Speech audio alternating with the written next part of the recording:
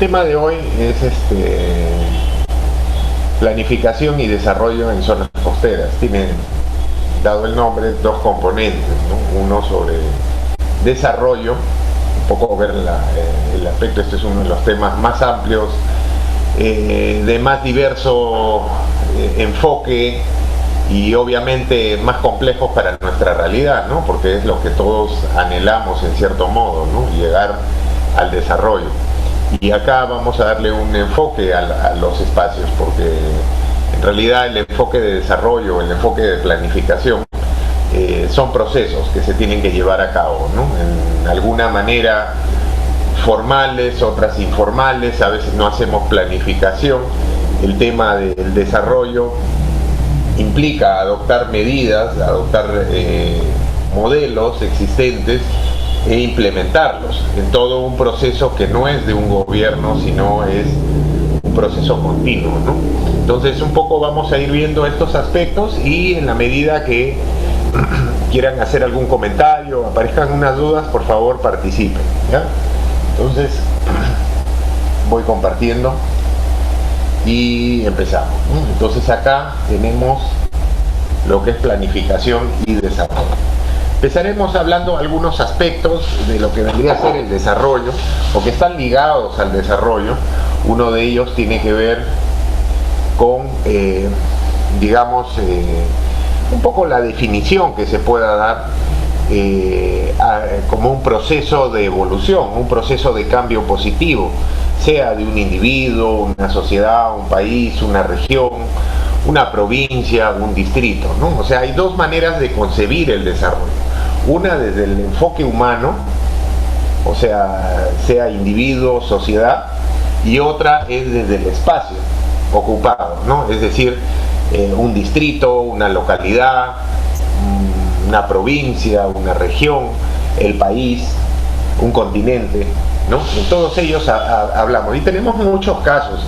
El desarrollo tiene que ver mucho con la comparación hacia los demás, ¿no? Hoy en día somos tantos países, más de un centenar de países, casi 200 países en el mundo, y no todos están en equivalencia, ¿no? Tenemos una superpotencia que es Estados Unidos, que lleva el ritmo desde mediados del siglo pasado hasta la fecha, y digamos es el que está en el tope.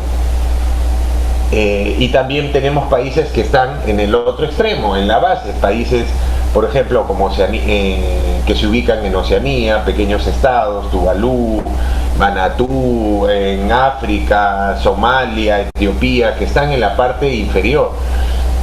No es lo mismo estar en un país desarrollado, las capacidades, las decisiones, que estar en un país subdesarrollado, ¿no? O en vías de desarrollo, como se dice de una manera para no hacer quedar mal a los países, pero en el fondo seguimos diciendo lo mismo. El desarrollo tiene que ver con eso. Amartya Sen mencionaba un poco, un premio Nobel de Economía, un hindú, que es el desarrollo lo define más como una expansión de las capacidades humanas. Es decir, nosotros podemos concebir de múltiples formas el desarrollo, pero cuando llegamos, conversamos con la gente, también lo podemos entender. Podemos encontrar países con un alto nivel consumista, y podemos encontrar una población bastante ignorante, poco culta, poco educada. Por otro lado, podemos ir a un país donde no es una sociedad consumista, donde no prima la compra, y sin embargo es una población con un alto estándar, digamos, de conocimientos, de cultura, de educación, de instrucción, etcétera, ¿no? Entonces son enfoques diferentes, pero lamentablemente se generan políticas mundiales que hay que seguirlas, ¿no? Acá hay dos enfoques, ¿no? Uno el general, el que aplica para el país, y otro el que aplica para los pequeños espacios, ¿no? Entonces, una de las cosas que se han venido dando desde mediados del siglo pasado a nivel mundial para los países es el situar en equivalencia que el desarrollo es crecimiento económico. Todos de alguna u otra forma lo hemos escuchado. La década pasada, cuando asume el gobierno Alejandro Toledo, él impulsó una política de desarrollo basada en un modelo de desarrollo, ¿no? En decir que nosotros vamos a desarrollarnos y obtenemos crecimiento económico. Y ese modelo de crecimiento económico que él le llamó el chorreo, es el primer modelo que salió a nivel mundial en la década del 50 y se aplicó para los países en vías de desarrollo. Obviamente fracasó porque se producía mucha brecha social. Los recursos no alcanzaban para todos y solo servían para las grandes empresas, corporaciones, y obviamente generó mucha incomodidad en las sociedades y tengamos en cuenta que en esa época estábamos en plena Guerra Fría y muchos estados comenzaban a migrar hacia el tema socialista, ¿no? Justamente el ser socialista o el ser capitalista tiene que ver mucho con la connotación de la realidad en el momento, ¿no? En ese momento se prestaba a eso y obviamente las brechas sociales eran muy altas, muy grandes, y comenzó a surgir ciertas dudas respecto a estos modelos basados en crecimiento económico. Es como si nosotros tuviéramos a nuestro hijo, tiene 5 años pero pesa 80 kilos, y nos ponemos contentos porque es bien grande, cuando en realidad tiene una enfermedad que hace que desarrolle de esa manera. O sea, por ningún lado podemos decir que ese niño está bien. Lo mismo pasa desde el punto de vista de las políticas, a través del modelo de crecimiento económico, ¿no? O sea, si nosotros lo único que nos basamos es que el país crezca desde el punto de vista del PBI y la pobreza existe y la pobreza sigue, digamos, no estamos yendo tan bien, porque cuando aplicamos otros indicadores nos damos cuenta que todo el resultado es contrario. Y tenemos mucho ejemplo para hablar en nuestra sociedad, en nuestro país, ¿no? Si nosotros vemos las medidas que se han venido impulsando desde la década del 90 hasta la actualidad, son las mismas, y al final se sigue mirando el PBI, si vamos a crecer o no vamos a crecer.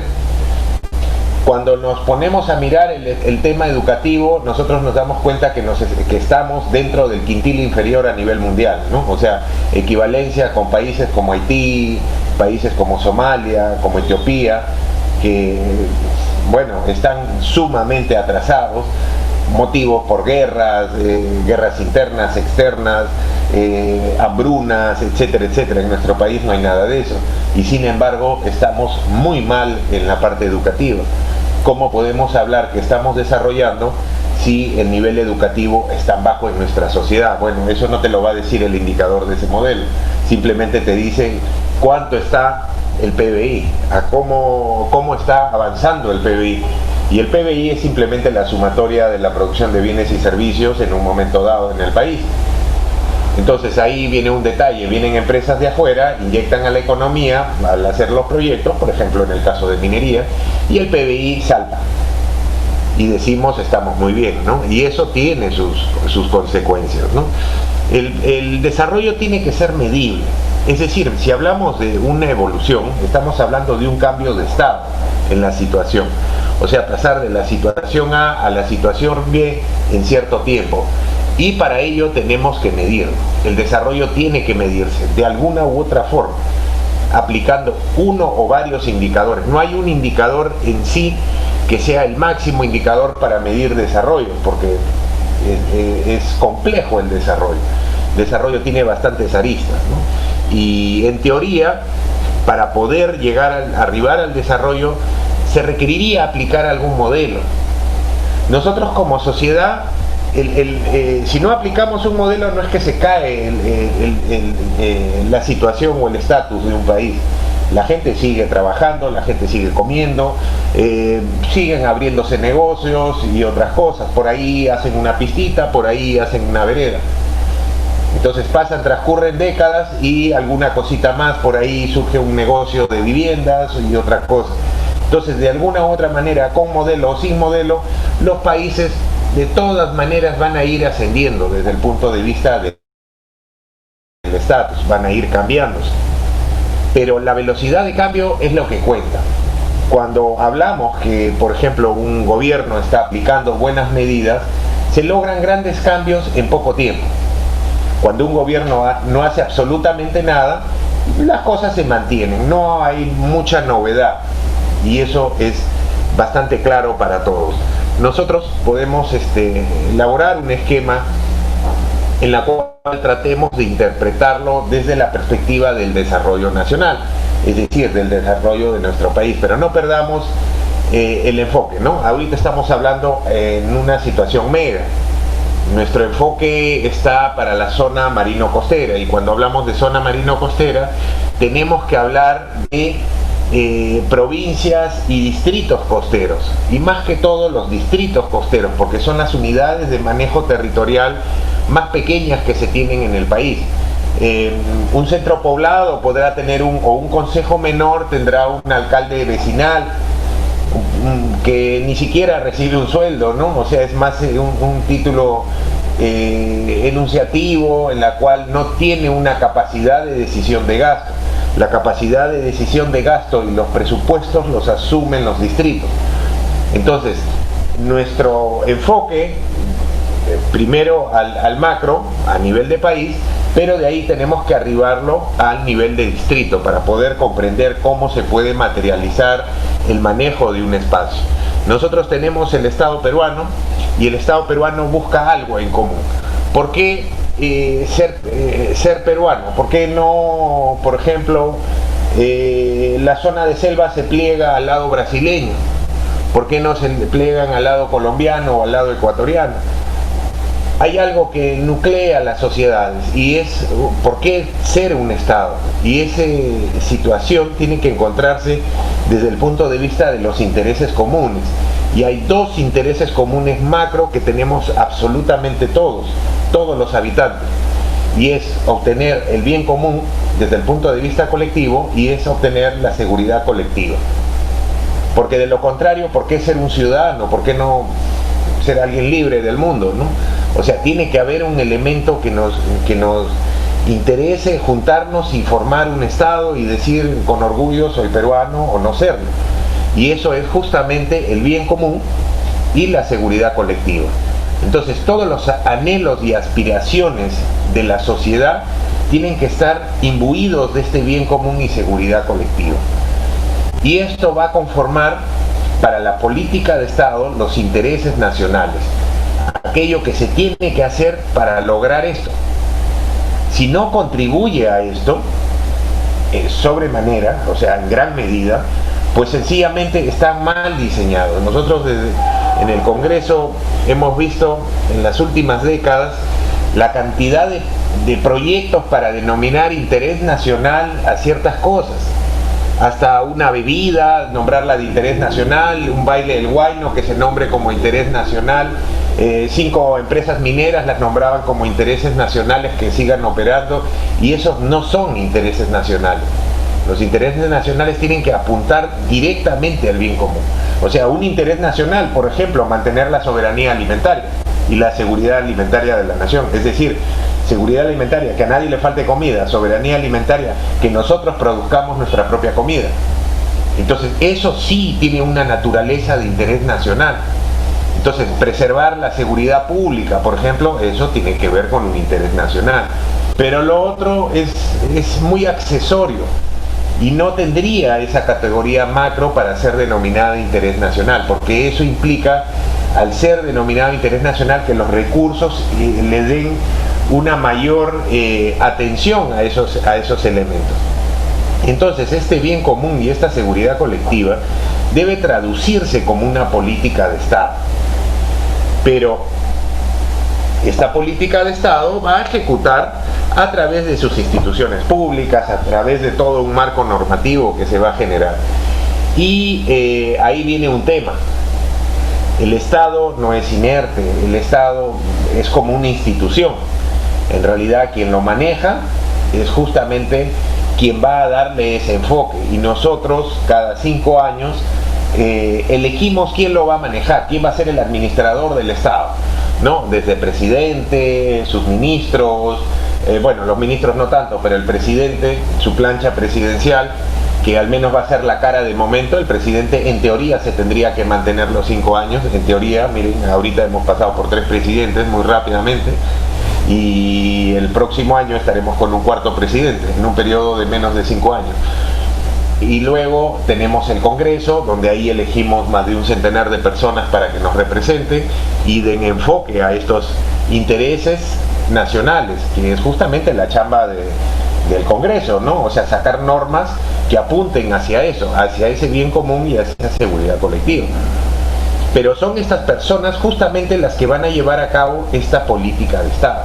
Si nosotros elegimos una persona vinculada a la derecha, con planes de derecha, ellos van a administrar y van a dictaminar políticas con ese enfoque, pero siempre llegando y arribando al bien común y seguridad colectiva. Si nosotros nos vamos para la izquierda, bueno, en teoría es otra forma de hacer las cosas, pero llegando al bien común y seguridad colectiva. Eso digo en teoría, porque en la práctica nosotros sabemos muy bien cómo son un poco las personas en nuestra sociedad, ¿no? Y cómo se mueven, digamos, estas autoridades que elegimos, estas personas que a veces podemos decir, sin ser peyorativos, personajes que no tienen mucho de ilustre, pero sí bastante desagradable en cómo están conduciendo las cosas. Pero esta es la función primaria, primordial, este es el eje del trabajo de los que administran el Estado, sean presidentes, sean ministros, cualquier persona que asuma la función de la cosa pública tiene que tener en claro que su objetivo es el bien común y la seguridad colectiva de la población. Entonces, se está haciendo eso, evidentemente las velocidades son las que cambian, ¿no? O sea, pueden pasar 5 años del gobierno más inútil de la historia y podemos incluso arribar a retrocesos. En algunas cositas podrá avanzar, en otras queda atorado. Pueden pasar 5 años y un gobierno puede impulsarnos a una velocidad muy grande en los cambios, ¿no? En los cambios educativos, en los cambios de infraestructura vial, por así decirlo, de parques, jardines, etcétera, etcétera, en la economía, que es donde más digamos, el motor, por ejemplo, de nuestra sociedad, de la sociedad moderna, es la economía. Si la gente no tiene trabajo, no se va a preocupar del medio ambiente, ¿no? O sea, veamos cómo estamos transitando hoy en día. Y tienen que ver mucho esas políticas, porque eso es justamente donde va a recalar al final al pequeño espacio, a ese espacio que se llama el distrito, y donde ese alcalde distrital va a fungir como un equivalente del presidente. Es decir, es la autoridad que va a manejar los presupuestos, el que va a dedicarse a las obras. Entonces, ¿y cómo lo va a hacer? ¿Y qué línea va a tener? ¿Y cuál es su prioridad? En nuestra experiencia que tenemos todos los peruanos, prácticamente se ocupa un sillón municipal y pasa el tiempo, se hace una que otra obrita, salen las denuncias de corrupción y ahí quedó. Alguna obra a medio terminar, entra una nueva gestión, dice esto no lo voy a hacer, yo vengo con esto de acá para hacer. Ninguno tiene las cosas claras de lo que necesita su localidad. Eso es, digamos, el pan común en nuestra sociedad. Pueden haber casos donde, y justamente esos casos donde ha funcionado esa autoridad, son los casos que se han desarrollado más rápido. Esas comunidades donde has sido una vez esos distritos y luego de 5 años has ido y has notado todos los cambios para mejor en infraestructura, en condiciones, en la misma población y dices, bueno, acá sí se han llevado bien las cosas. Pero donde vivo, no, la basura está tirada por todos lados, la gente no respeta, hay desorden, etc. Eso lo tenemos y nos podemos dar cuenta. Entonces podemos diferenciar prácticamente, sin manejar muchos conceptos, donde un espacio se viene desarrollando y donde no. ¿Y eso a qué se debe? No solamente es a la persona, porque no tiene que ver solamente una persona. Estamos hablando que elegimos personas para que nos gobiernen, pero a su vez nosotros somos los que ejecutamos las cosas. Si nosotros somos desordenados, poco probable que tenga éxito en el orden. Si nosotros desparramamos la basura por toda la localidad, poco probable que terminemos como una localidad limpia. O sea, le aumentamos costos a la gestión que está asumiendo. ¿Por qué? Porque tendrá que contratar más personal, tendrá que hacer más trabajos de limpieza, pero jornadas de limpieza, pero no una en todo el gobierno, sino todas las semanas tendrán que hacer jornadas de limpieza y eso tiene un costo. Y ese costo se va a deducir del presupuesto municipal. Entonces, ya se deja de hacer una obra para dedicarse a un problema que se está generando y que perfectamente se solucionaría si su población tuviese un poco de sentido común en cómo manejar las cosas. Pero es nuestra realidad y ese es nuestro punto de partida. Entonces, en el año 2002 también se llevó a cabo un hecho interesante, porque una de las cosas que hablamos desde el punto de vista del desarrollo es cómo materializar el desarrollo. Y el desarrollo se va por dos líneas. Nosotros nos enfocamos mucho en los gobiernos, y los gobiernos son periodos de transición de 5 años. Pero el desarrollo tiene que ver con aspectos mucho más amplios en el tiempo. Un país no lo llevas al desarrollo en 5 años. Eso hay que tenerlo bastante claro. Un gobierno que entre no nos va a llevar a ser una potencia en su gestión. Eso nunca se ha dado, ni acá ni en ningún otro país. Miren el caso de China, por ejemplo.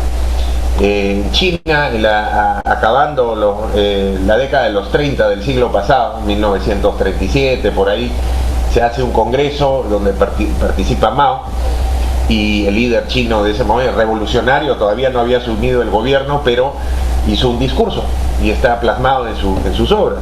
Y en ese discurso él decía, en 100 años, por ahora nosotros estamos en un nivel de pobreza muy alto, pero en 100 años nosotros vamos a ser la potencia mundial, vamos a superar a Estados Unidos, pero para ello tenemos que hacer esto, o sea, un plan de un siglo. ¿Se imaginan? Un plan de un siglo, 100 años siguiendo eso. Y miren, estamos a unos 15 años más o menos de la fecha que él puso para que sean la potencia, superpotencia mundial. Y en este momento ya han sobrepasado en muchos aspectos a Estados Unidos. En el plano económico tienen más PBI.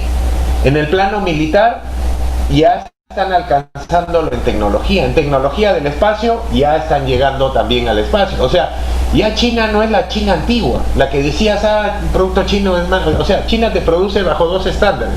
El estándar al barrer, es decir, un producto que te va a valer 10 veces menos que en cualquier lugar, y el estándar de alta tecnología que te vale tanto o más caro que cualquier producto norteamericano o europeo, pero que tiene un estándar de calidad altísimo. Entonces tiene esos dos productos. Lo que pasa es que nosotros, como una sociedad, en nuestra realidad queremos cosas baratas. Entonces compras algo barato y bueno, y te salió sorteado, ya no funciona a los 2 días. Pero China está avanzando, pero gracias a que justamente implementaron estos planes y los han mantenido. No llegó un gobierno y dijo, ¿saben qué? A mí me importa un pepino lo que dijo este señor, yo voy a hacer otras cosas. Se han mantenido firmes en el paso del tiempo y lo han logrado, y lo están logrando. Ahora es prácticamente imposible que no se cumpla lo que han planificado. En nuestra sociedad nunca se ha dado ese plan. Nunca ha habido un plan de más de 5 años.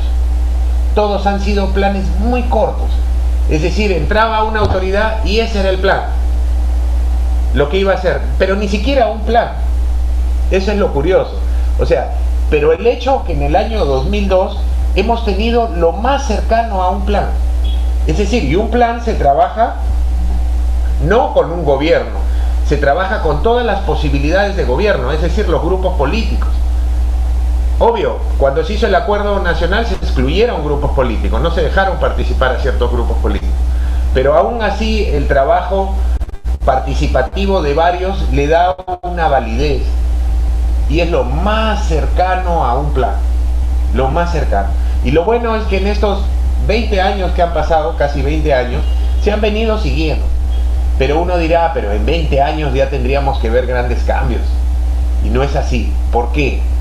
Porque todo lo que se plasma en un plan tiene que ejecutarse.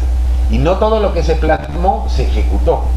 A veces me daba mucho cuando nosotros vemos el índice de cumplimiento de proyectos y presupuestos a nivel nacional, y Lima siempre es la campeona. Claro, pues en Lima están todos los recursos.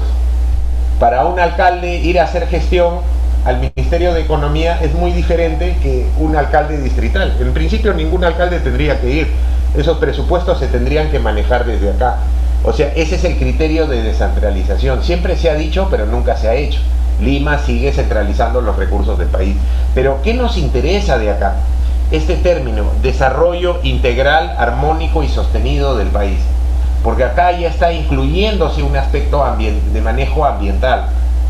Si queremos hablar de desarrollo sostenido del Perú, ¿no? Entonces que sea integral, es decir, que involucre en todos los campos, que sea armónico, que esté armonizado, que esté en todos los sectores, y sostenido, que sea a través del tiempo, se mantengan los recursos, ¿no? Y la política de seguridad. Entonces estos dos tienen que ver mucho con el aspecto que estamos mencionando. Otro de los ítems es el de equidad y justicia social.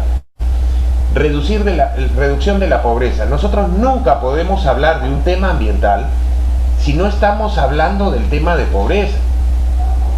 Si a una población tiene condiciones de vida paupérrimas, muy escasos ingresos, no tienen el acceso a aspectos como el saneamiento asegurado, es decir, no cuentan con agua potable, no tienen desagüe, no tienen recolección de residuos, no tienen acceso a posta, tienen ingresos inferiores, pues, o sea, nosotros decimos 700 soles, 900 soles es el mínimo, 1000 soles.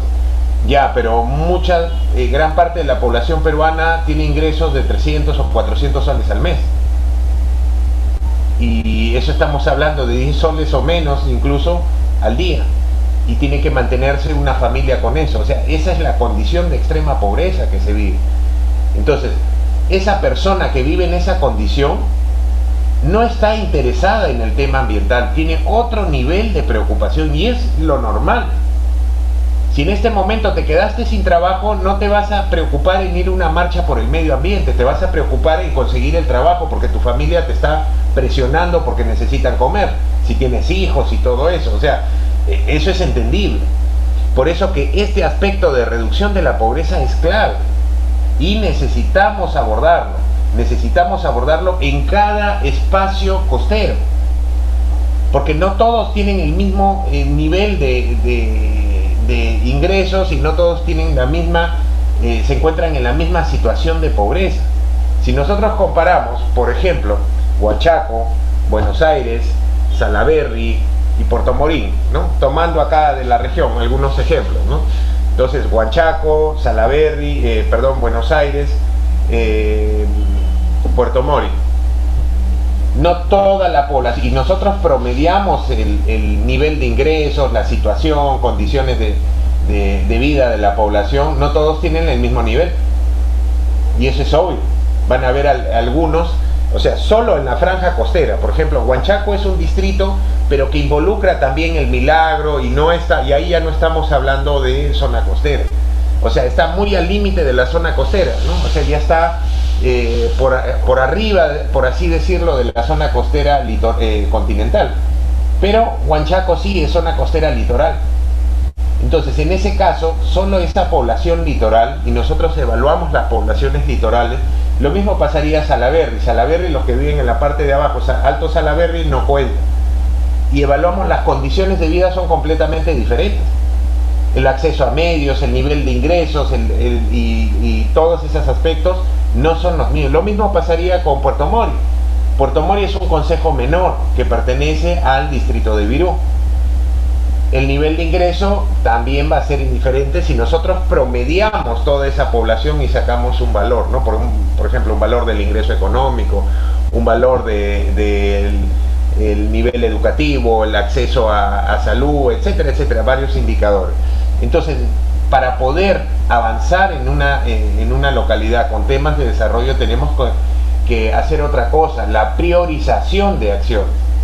Si nosotros tenemos 50 millones, ¿lo gastamos en el ambiente o lo gastamos y vemos una parte para pobreza, una parte para otra, y así redistribuimos todo el ingreso? De eso se trata, de redistribución, y que vaya a los sectores, al sector que requiera, ¿no? En este caso, por eso tenemos ese norte, ¿no? Que vendría a ser el acuerdo. Promoción de igualdad de oportunidades, acceso universal a la educación pública y gratuita. O sea, tenemos acceso de educación, pero el tema de calidad es donde está un poco todavía bajo. Promoción y defensa de la cultura y del deporte. Acceso universal al tema de salud y seguridad social. Esto un poco avanzado, pero sí está enunciado, sí se está haciendo, pero nosotros ya con esta epidemia hemos visto cómo estamos a nivel de hospital. O sea, tenemos hospitales, pero tenemos capacidad de camas de hospitales, tenemos capacidad de camas UCI, equipos. Ahí es donde está fallando. No tenemos ni siquiera ahorita, por ejemplo, que está en teoría, que estaría avanzando la segunda ola, en teoría, porque todavía es muy pronto para decir que estamos en una segunda ola, pero en teoría ya tendríamos que tener todos los medios para hacer pruebas. Y recuerden que nos hemos enfocado en la cuarentena y en todo el proceso inicial de la pandemia sin pruebas. Solo cuando se adquirieron las pruebas, ahí recién se dieron cuenta que ya estábamos bastante infectados. Entonces no hemos tenido los medios. ¿De qué sirve tener un enunciado donde no garantices esto? Acceso a empleo digno, pleno y productivo. Vean cómo estamos también desde el punto de vista laboral. Y ya hemos tenido marcha y muchas veces con ciertos problemas. Yo, por ejemplo, tengo mis dudas con respecto al resultado real de estas marchas que se hicieron por el tema agrícola. Y bueno, el reclamo es sobre la situación de ingresos y que es muy poco y esas condiciones, sí se entiende. Pero el resultado de derogar esa ley va en contra de los mismos trabajadores, porque ahora ya no tienen una ley que les proteja, ahora tienen que ir y ver cómo se las arregla. Entonces ahí tenemos un problema. Entonces el fin supremo es garantizar ese acceso pleno, y hay normas que favorecen, claro, que favorece a la empresa, sí, pero también favorecen al trabajador. Ahora, no se trata de conseguir una norma que favorezca al trabajador y le haga daño a la empresa, porque tendríamos que ser bastante torpes en dar ese tipo de medidas, ¿no? O sea, la empresa son capitales muchas veces golondrinos. No encuentra condiciones adecuadas, bueno, se cierra y se va. ¿Y qué pasa con el trabajador? Se queda nada. O sea, no se trata, a veces se nos enseña eso, y eso es malo en una sociedad. Odia al empresario porque él tiene mucho, quiérelo al pobre porque no tiene nada. Eso es completamente errado. Están de la mano los dos al final. Necesitamos empresas, necesitamos muchas empresas que generen empleo, y necesitamos mucha gente de nuestra sociedad que forme empresas y que sean exitosas y que ganen dinero y se vuelvan ricos. De eso se trata. Miren el caso de China, volvamos a ese ejemplo. En ese momento, cuando Mao hacía ese enunciado del año 37, las condiciones eran paupérrimas en China. Era una pobreza extrema. Hoy en día China tiene más de 15 millones de millonarios. Y se imaginan, eso es más de la mitad de la población peruana, pero en una condición que superan al millón en sus cuentas bancarias. 15 millones de personas. Y eso es un efecto multiplicador en los negocios que hacen, en el trabajo que están generando. Pero acá, ¿cómo estamos? Entonces, no se está manejando de una manera inteligente el tema de empleo digno y productivo. Promoción de la seguridad alimentaria y nutrición. Este es otro aspecto que nos conviene desde el punto de vista de zonas costeras, aquí con el acuerdo nacional. ¿Por qué? Porque la zona costera tiene una particularidad, tiene el mar como un medio del ambiente que tiene características muy positivas. O sea, ahí está la fuente de alimentación. Del mar salen todos los peces, recursos hidrobiológicos que van a la mesa, y eso nos garantiza soberanía alimentaria. Vayamos a Japón. La producción agrícola, ganadera de Japón no alcanza para alimentar a la población. El día a día de los platos, a excepción del arroz, obviamente, el día a día, la ingesta de proteína animal proviene del mar. Entonces, eso es importante que nosotros lo manejamos. ¿Por qué? Porque acá estamos hablando de todo lo que vendría a ser la zona costera marina, o zona marino-costera también, y esa área que es justamente manejada por la pesca artesanal. Estamos hablando miles, decenas de miles de pescadores artesanales que obtienen empleo a través de la obtención de los recursos hidrobiológicos y de colocarlos en la mesa. Si nosotros no tuviésemos esa pesquería artesanal, ¿Cuánto creen que nos costaría un bonito importado? ¿Cuánto creen que nos costaría una chita importada o un pulpo importado que lo traigan de otros países porque nosotros ya no tenemos pesca? Igual pasa con la agricultura costera. ¿Cuánto nos costaría un arroz que traigan de Japón, China, Vietnam?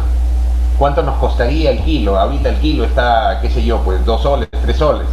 Nos costaría 6 o 7 soles el kilo. Igual ese pescado que vale 10 soles en el mercado puede valer 30 o 40 soles. Entonces, la soberanía es clave, pero nosotros tenemos ese espacio que es justamente ese espacio de interacción continente-mar. Recursos en el mar, pero también todos los ríos de la vertiente del Pacífico desembocan justamente por la zona costera. Y eso también tenemos que tenerlo presente como eje estratégico. ¿Por qué? Por los proyectos de irrigación. Tiene mucho que ver con los proyectos, que los grandes proyectos, los megaproyectos de irrigación se hacen en la zona marino-costera. Perdón, en la zona costera. Especialmente en la zona costera continental. Entonces ahí tenemos Chavimochic, tenemos Chinecas, tenemos N proyectos que se vienen ejecutando y que son en esa plataforma que está al costado del mar, ¿no? Fortalecimiento de la familia, protección y promoción de la niñez, la adolescencia y la juventud. Tampoco se ha estado trabajando mucho en eso, más bien se ha estado desintegrando un poco el tema de la familia con muchas propuestas que se han estado haciendo. Y eso ha dejado muchas dudas en la percepción de la sociedad en cómo realmente se han venido manejando las cosas en los últimos años, ¿no? Entonces eso es algo que también es clave. La competitividad del país también dentro del acuerdo nacional, afirmación de la economía social de mercado, búsqueda de la competitividad, productividad y formalización de la actividad económica. Recordemos que acá tampoco se ha estado haciendo mucho en estos aspectos. Nuestro país, su economía es básicamente informal. O sea, el grueso de la población trabaja en negocios informales, sean de manufactura, sean de comercio, etcétera. Tiene que ver mucho la informalidad en nuestra sociedad. Por eso también tiene sus pros, tiene sus contras y es parte de nuestra realidad. Desarrollo sostenible y gestión ambiental. Esto va directamente al tema que estamos hablando. Desarrollo de la ciencia y tecnología, desarrollo de la infraestructura y vivienda. Acá sí se han hecho algunos avances en temas con los proyectos de vivienda, aunque con calidades cuestionables por parte de muchos contratistas, en contubernio pues con tema de corrupción, encaja en cada uno de estos ítems. De políticas de desarrollo agrario y rural también, políticas de comercio exterior también es donde estamos viendo. Estado eficiente, transparente y descentralizado. La afirmación de este Estado, cautela de las instituciones de las Fuerzas Armadas, promoción de la ética, transparencia y erradicación de la corrupción. Parece mentira, cuando se hace este acuerdo era por todo lo que se había descubierto principalmente de la segunda parte del gobierno de Fujimori. Entonces todos los actos de corrupción que fueron filmados, pues fue bastante, para la sociedad, bastante chocante. Bueno, también no quiere decir que antes no se hacía corrupción, pero era la primera vez que se filmaba. Eso hay que agradecérselo a Montesinos, porque de lo contrario hubiese sido como todos los gobiernos anteriores. Pero en ese periodo se comenzó a grabar. Entonces, y desde ahí uno diría, la cosa mejoró. No, la cosa empeoró.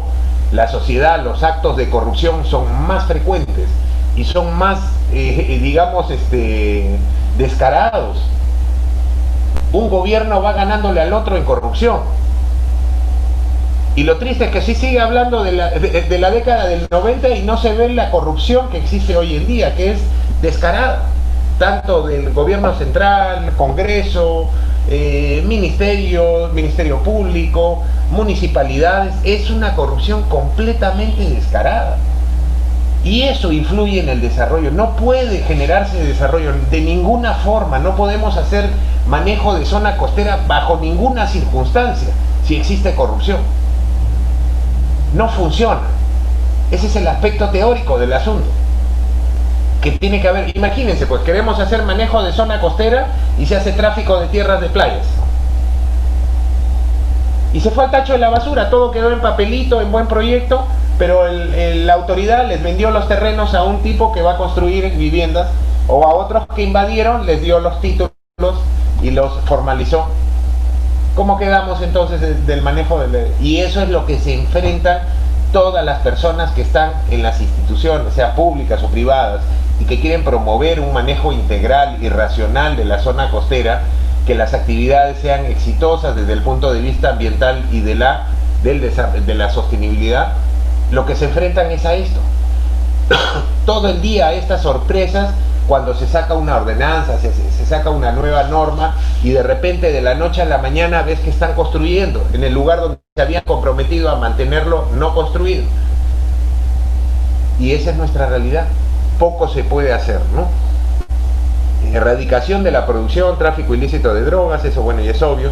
La plena vigencia de la Constitución y de los derechos humanos y acceso a la justicia e independencia social. Este es otro tema, porque ahorita, por ejemplo, ya por ahí ciertos grupos están proponiendo que el no reconocimiento a la Constitución. Y lo más triste del asunto, mucha gente la sigue y ni siquiera han leído ni la antigua ni la nueva Constitución. Y eso también es un problema, porque es un problema de ignorancia. Entonces, en la Constitución actual no dice que se suprimen los derechos humanos, no dice que se promueve la corrupción, no dice, o sea, todos esos aspectos que se están comentando acá del acuerdo nacional están plasmados en la Constitución. O sea, lo que han hecho es un acuerdo basándose en la Constitución. Como ven, lo único que tal vez les molesta es hablar economía social de mercado, porque la palabra mercado suena a capitalismo. Entonces, eso también es un poquito cuestionable, ¿no?, en el aspecto, pero bueno, eso es lo que se acordó en el 2002. Acceso a la información, libertad de expresión y libertad de prensa. Eso también es discutible hoy en día en nuestro país. Eliminación del terrorismo y afirmación de la reconciliación, eso también está en duda. Sostenibilidad fiscal y reducción del peso de la deuda. Bueno, ya hemos firmado un compromiso de deuda por 100 años también. Entonces, como ven, en el manejo de las cosas parece una negación lo que tenemos hoy en día. Gestión de riesgos de desastre. Bueno, hoy en día se habla un poco más desde el punto de vista como tema, pero en la práctica todavía estamos escasos. Miren, yo salgo continuamente por algunos lugares, a veces hago ciclismo, y siempre voy por el lado del Moche. Y ahorita han comenzado a hacer los trabajos de defensa. Ya los estuvieron haciendo desde hace un mes aproximadamente. Estamos hablando de noviembre. Ya cerrando el año, comenzando la temporada de lluvias, se ponen a hacer los trabajos de defensa en la cuenca del río Moche, en la ribera del río Moche, dentro del río. Y hay un problema, ya el río creció. ¿Por qué no se hace en el periodo seco? Ese es el gran problema que tenemos, ¿no? O sea, se espera que vengan las lluvias para comenzar a hacer los trabajos de prevención de daños por lluvia. Se espera que vengan las lluvias del Niño para comenzar a hacer los trabajos de prevención del Niño. Ya se quiere construir un puente cuando ya el río es intransitable y no puedes construir ningún puente, ¿no? Entonces eso también tiene mucho que ver con gestión de riesgo de desastre. Política de Estado sobre recursos hídricos. Miren lo sensible que es nuestra economía agrícola con el tema hídrico, obviamente, ¿no?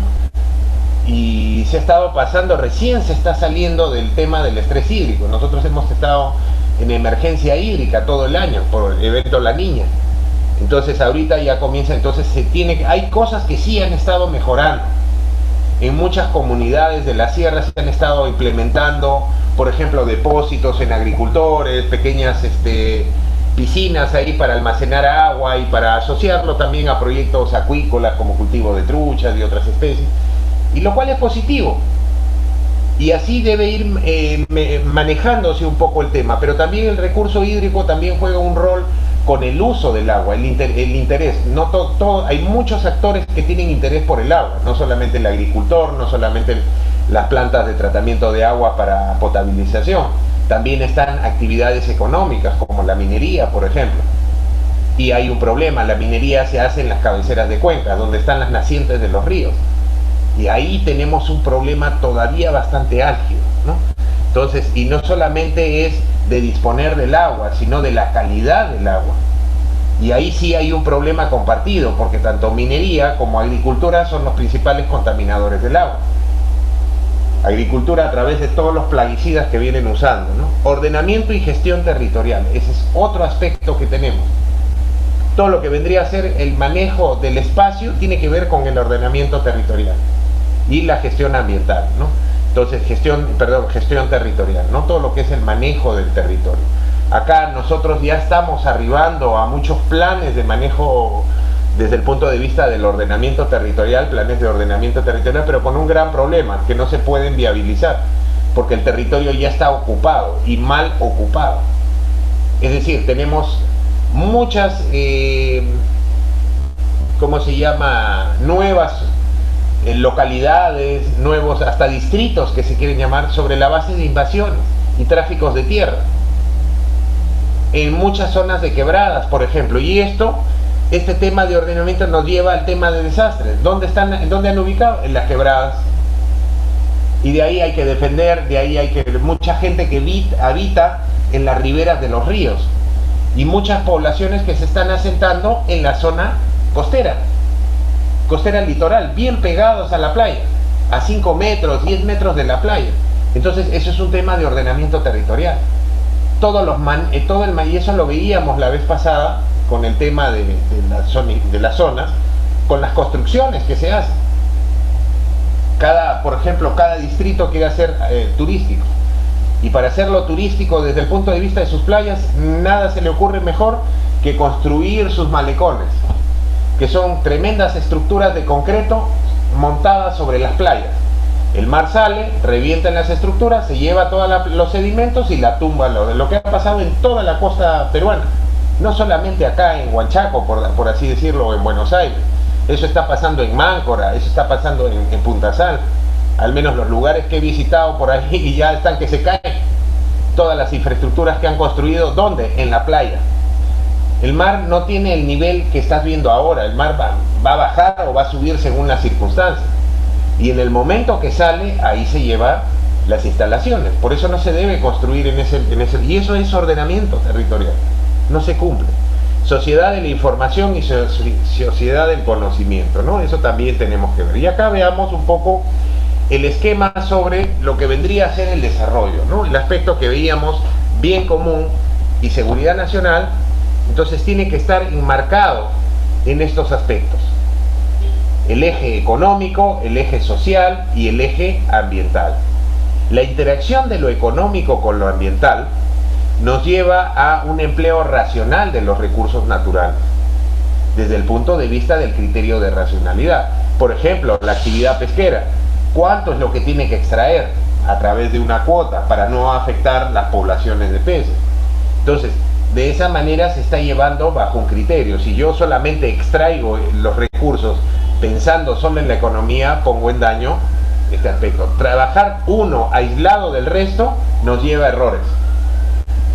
La parte económica, alejado de lo social y ambiental, fue el modelo de crecimiento económico que se implementó en todo el mundo, y donde lo único que interesaba era que crezca económicamente, y la población no importa, se beneficiará con lo que les caiga, con el chorreo le llamaban acá. Y a nivel mundial se conoció como modelo de filtración por goteo, pero acá Toledo lo bautiza como el chorreo. Entonces lo de arriba va a chorrear hacia los de abajo, claro, el efecto rebote, pero no es así. En lo ambiental se depredó. Eso es por el efecto solo pensar. Si solo pensamos en lo social, matamos la economía y matamos los recursos naturales. Y si solo pensamos en lo ambiental, no estamos haciendo absolutamente nada. O sea, ni en lo social ni en lo económico. Y solo generaríamos atrasos. Pero si trabajan los tres de la mano, sí funciona. Uno dirá, pero ¿es el desarrollo sostenido? Solamente si encajan los tres, pero siempre con matices. No hay nadie en el mundo, no hay ningún gobierno en el mundo que haya implementado el modelo el desarrollo sostenido. Solo es un enunciado. Son partes y fracciones. En algunos espacios podrá darse una cosita, pero muy pequeña. Pero en realidad no tenemos ninguna experiencia en el mundo exitosa de desarrollo sostenido, porque ninguna parte del mundo la han implementado. Todo sigue siendo el mismo modelo económico para todos, pero con diferentes matices, y esos matices los darán los gobiernos. Y acá es lo que se tiene que ver, ¿no? La convivencia, producción y empleo, Entonces lo que se tiene que buscar es que esto armonice. Ese es parte del trabajo pues dentro de la planificación, donde comenzaremos a ver qué es lo que se tiene que hacer, ¿no? Entonces aquí vamos a entrar a este aspecto que tiene que ver con planificación. Para la toma de decisiones adecuadas sobre lo que se quiere hacer y sobre la gestión de un espacio, por ejemplo, si nosotros vemos las provincias y los distritos costeros que tenemos acá, como ejemplo usamos La Libertad, entonces tenemos que conocer ese espacio.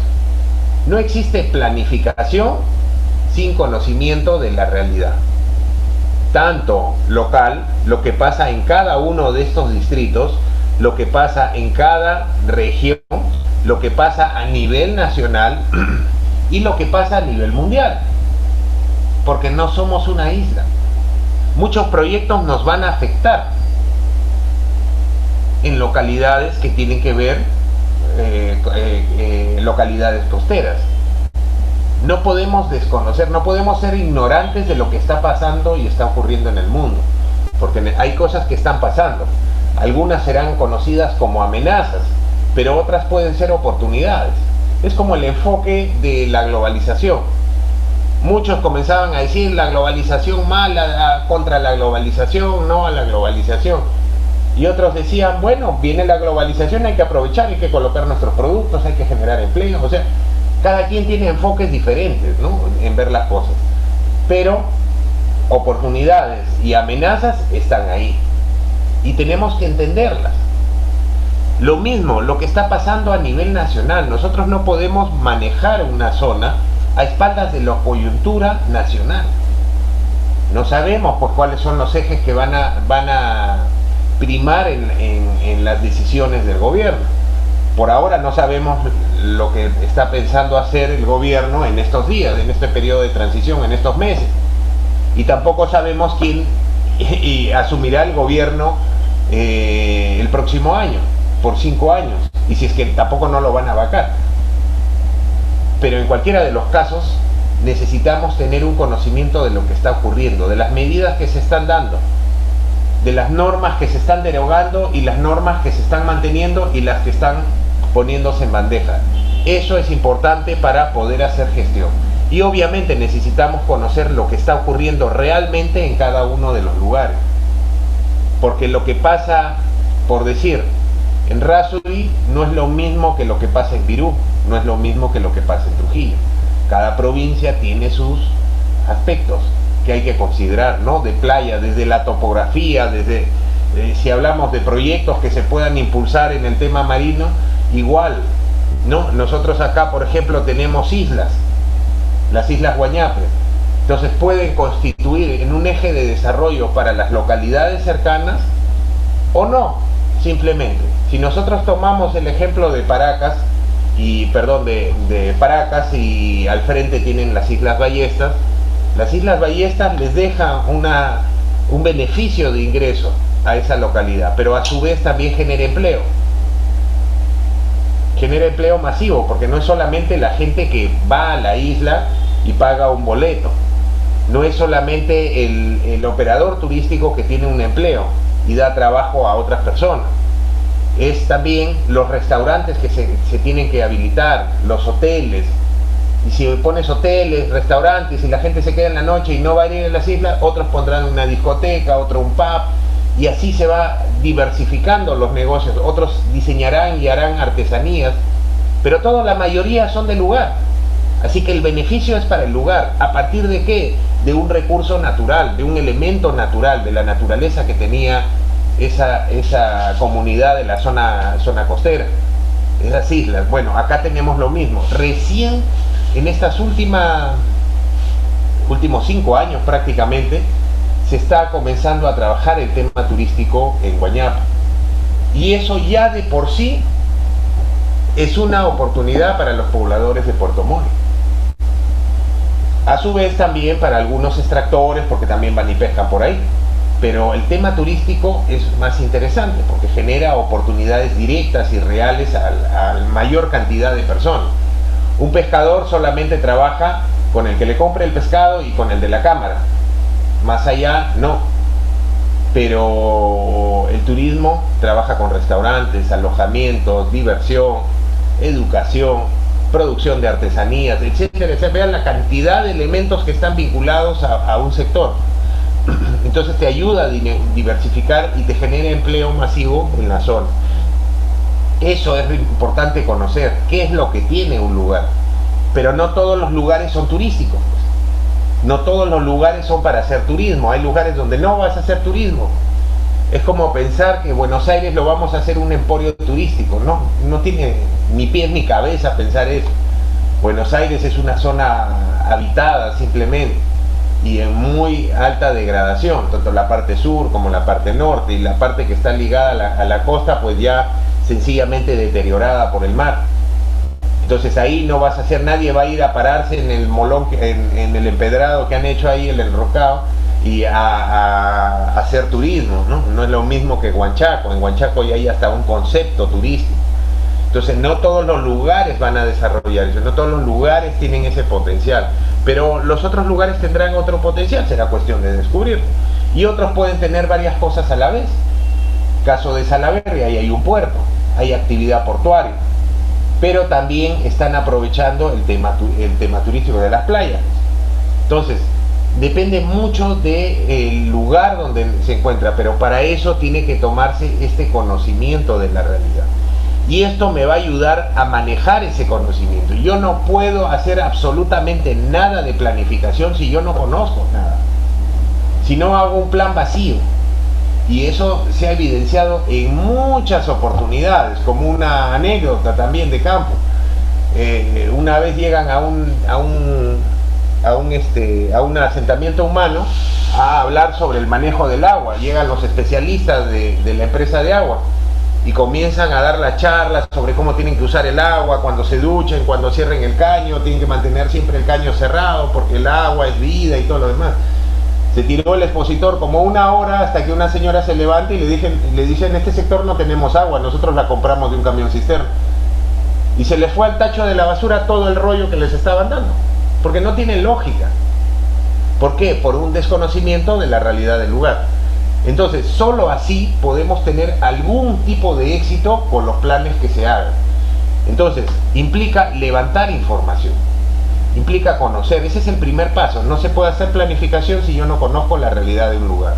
Entonces, para hacer planificación, nosotros tenemos que, y no es solamente planificación desde el punto de vista del tema ambiental, o planificación, planes de gestión ambiental, no.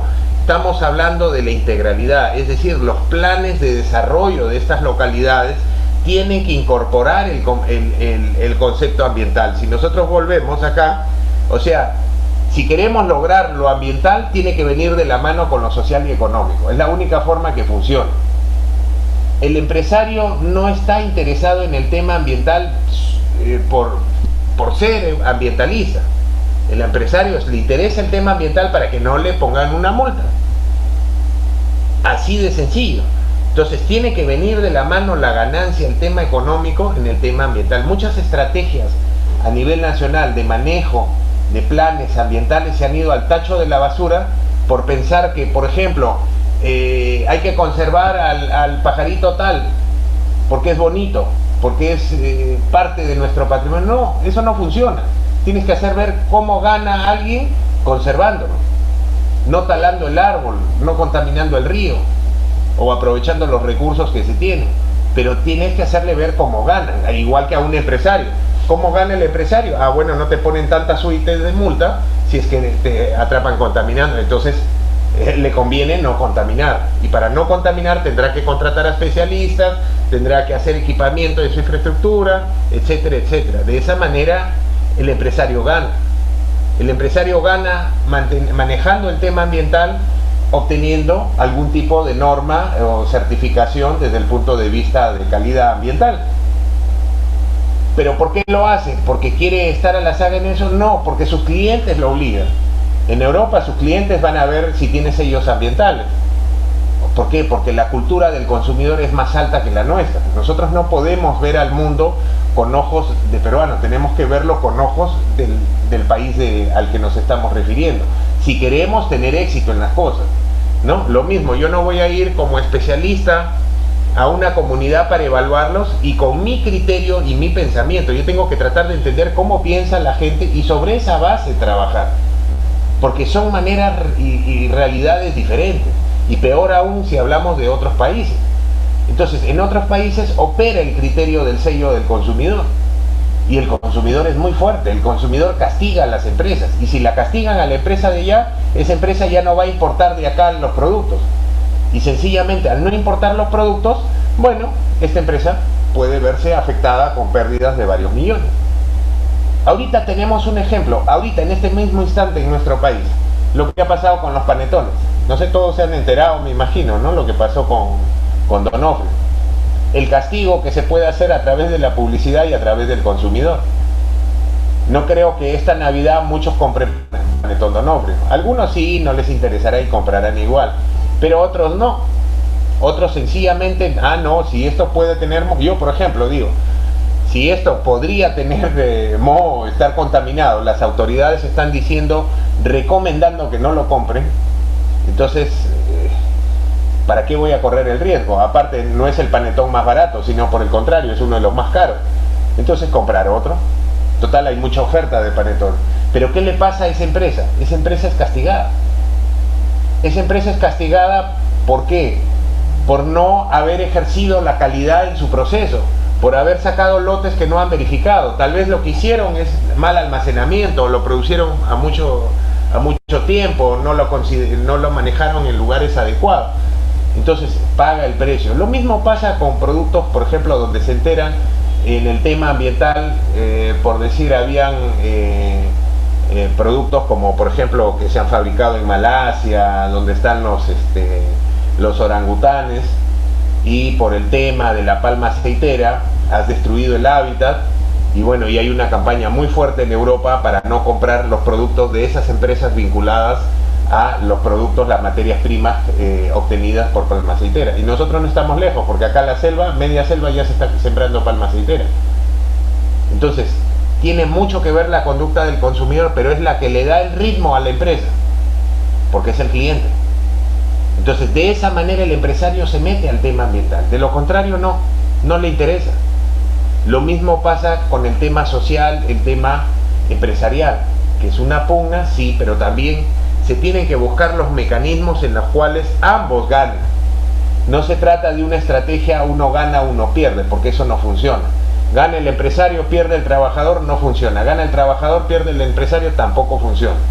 Acá los dos tienen que ganar. Gana el empresario y gana el trabajador, ¿no? Entonces esas son estrategias que se tienen que ir viendo. Y eso se va a materializar justamente conforme se lleven a cabo estos planes. Acá, por ejemplo, una estructura de un plan bastante simple, pero es el esquema básico. Partiendo, y sobre todo para espacios, se usa en empresas, se usa desarrollo de espacios, por ejemplo, sea de un distrito, provincia, región o país, igual se sigue el mismo esquema, ¿no? Nosotros queremos llegar a una visión, a una situación ideal a través del tiempo.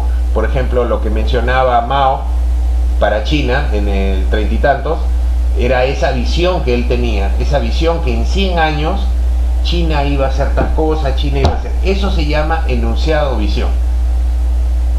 Y ese es el norte. Y te dice cuánto tiempo te llevará.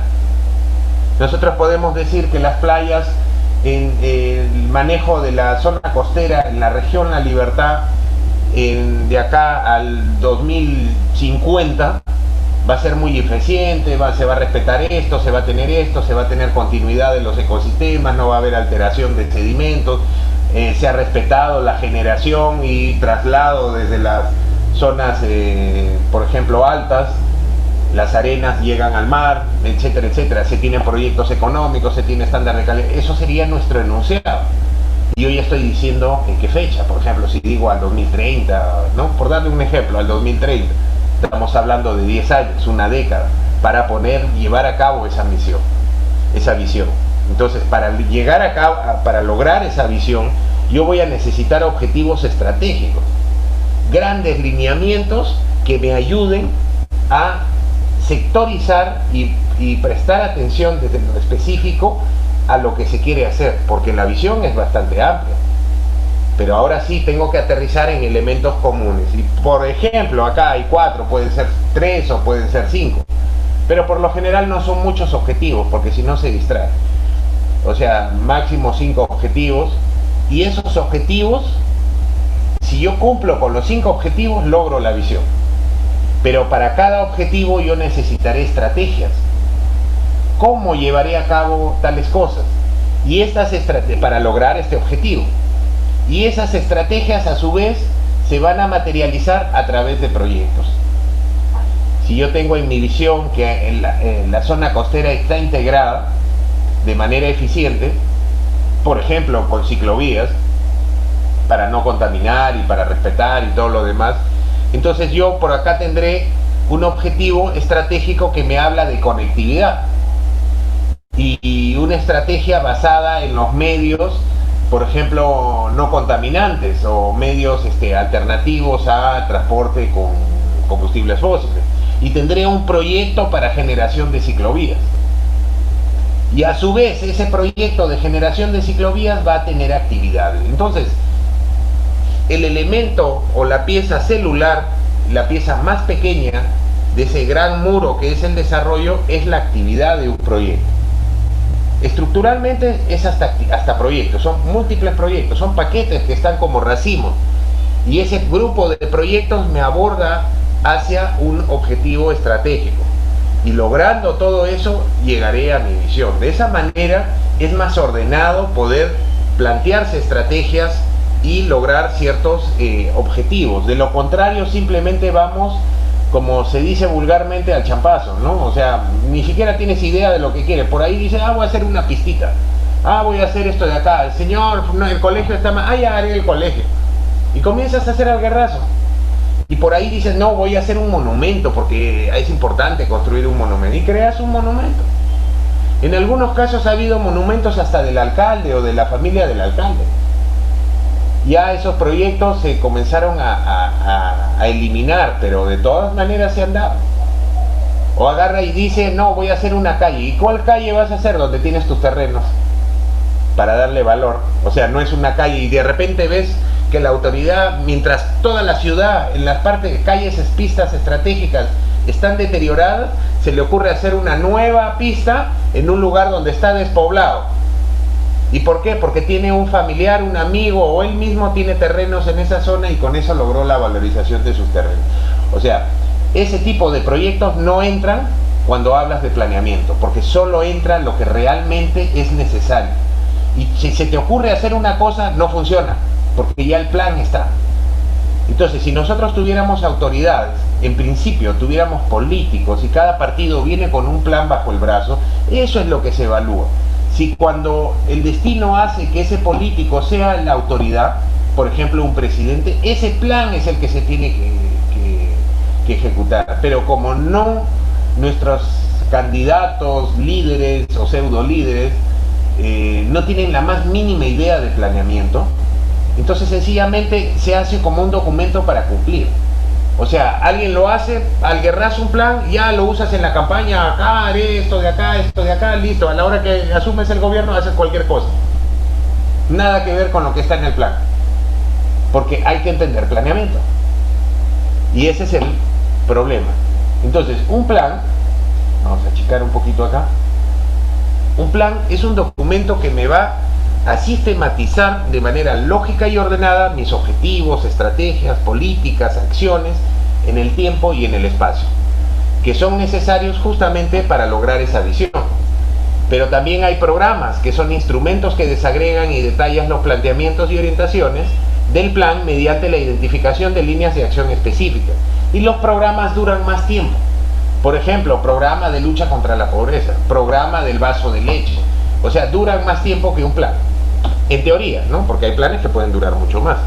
Objetivos son enunciados de un plan, programa o proyecto que detalla en diferente grado hacia dónde deben dirigirse los esfuerzos y medios, en otras palabras, los recursos, para dar cumplimiento a estos aspectos del fin, misión y propósito en el caso de un proyecto. En el caso de un plan, hacia la visión, lo que vas a lograr. La estrategia es el enunciado del camino a seguir para alcanzar los objetivos, es decir, cómo lo vas a hacer. Si yo hablo del ejemplo de lograr conectividad, bueno, yo puedo decir como una estrategia voy a lograr conectividad empleando medios alternativos de consumo de energía alternativa o energía limpia. Entonces, eso es el cómo lo voy a lograr. La visión va a ser la descripción de un escenario futuro, deseado, que permite tener una claridad sobre lo que se quiere hacer y a dónde se quiere llegar. O sea, es cómo voy a estar, ¿no? La visión es el norte, es el momento en cuando tú te pones a pensar y lo ves hacia futuro. Pero todo esto, todos estos elementos, visión, estrategias, objetivos, programas, planes, que están acá contenidos en este proceso, todos son logrados no en un escritorio, sino con la gente del lugar. Si yo quiero hablar de planificación en zona marino-costera, yo tengo que hablar de procesos de planificación, pero participativos, donde si yo soy el especialista, yo actúo más como un facilitador y trato de extraer todo lo que quiera la gente para colocarle en esa visión de la población, o sea, los participantes. Y por eso los participantes tienen que ser lo más variopinto de la localidad, es decir, representarme a todos los actores sociales, que estén representados los pescadores, pero también los empresarios, también los hoteles, los restaurantes, los partidos políticos, las autoridades, la policía, el colegio, el centro de salud, todos tienen que estar ahí, porque todos van a dar su matiz al plan. ¿Y saben qué es lo más complicado en planeamiento? Que se cumplan las cosas, que la gente pueda participar después en eso. Y para que puedan participar, digamos, en los proyectos que convoca la municipalidad, ya están ejecutándolo, la población tiene que saber que eso ha sido parte de lo que él quería. Porque si le va a salir con una obra, venga la población, vamos a inaugurar esta mega obra. ¿Y qué es esa mega obra? Pues un monumento de la novia del alcalde. Entonces nadie participa. Vamos a hacer este evento, una mesa para trabajo. Nadie participa. Entonces, si no logras esa participación, ¿por qué? Porque no hay identificación. Por ahí escuchas a la gente decir esa obra es innecesaria, esa obra está mal y eso. Pero si la gente ha participado en el diseño, es parte de lo que ellos querían, nadie te la va a criticar, porque ellos también se sienten parte de. Lo que pasa es que acá hay mucha exclusión porque no se hacen los procesos participativos. Miren, todos ustedes saben que las municipalidades sacan los procesos de presupuestos participativos. ¿Qué es parte de esto? Pero ¿quiénes van a esos presupuestos participativos? Agarran, como necesitan las firmas y las fotos para el registro de decir que ha sido participativo, la mayoría de casos lo llenan con los comedores populares o los proyectos vasos de leche. Es decir, traen a las madres de familia de la localidad y las sientan ahí en una reunión donde el alcalde y sus regidores se comienzan a despachar y las personas están que se duermen y de ahí acaba, listo, no, firmen acá, ya firmamos, foto y bocaditos, listo.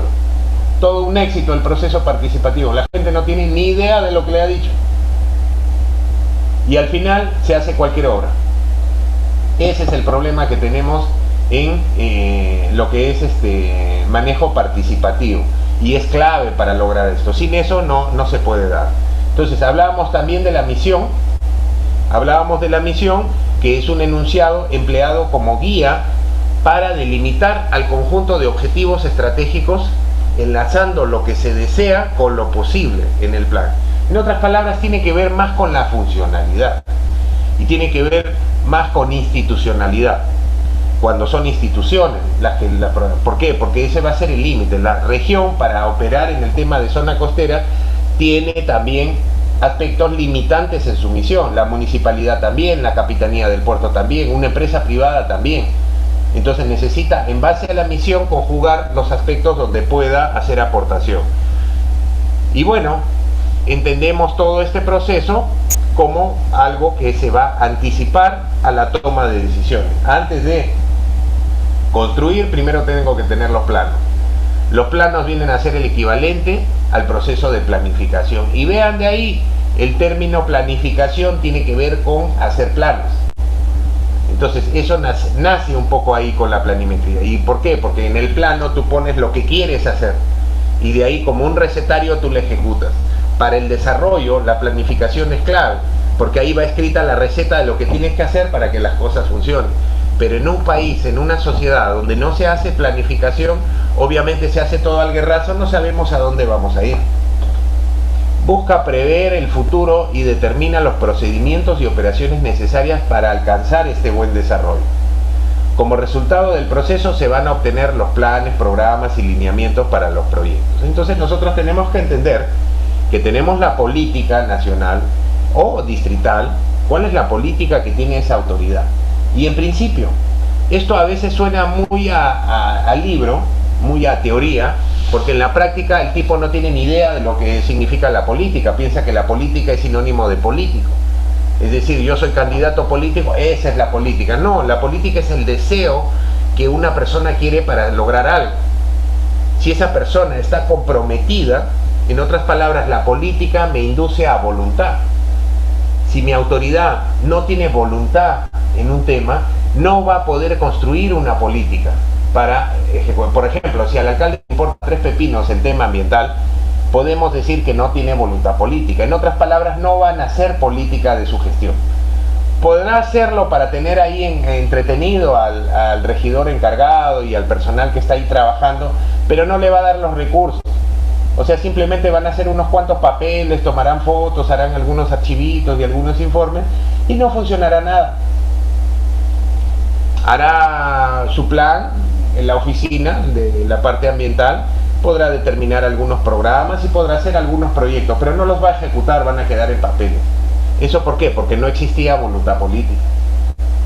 Entonces tiene que existir. ¿Y se puede lograr la voluntad política? Sí, porque justamente hay planes y hay estrategias y hay proyectos para obtener y conseguir esa voluntad política. Y es todo un trabajo. Muchas veces ese trabajo viene de afuera, de actores externos, por ejemplo ONG o grupos de intervención, como por ejemplo de parte de la universidad a través de proyectos. Entonces se asesora y se va llevando de la mano a través de pequeñas intervenciones y puedes hacer que esas autoridades sí tomen conciencia y realmente consideren que es oportuno, adecuado hacer un buen manejo, por ejemplo, de la zona costera.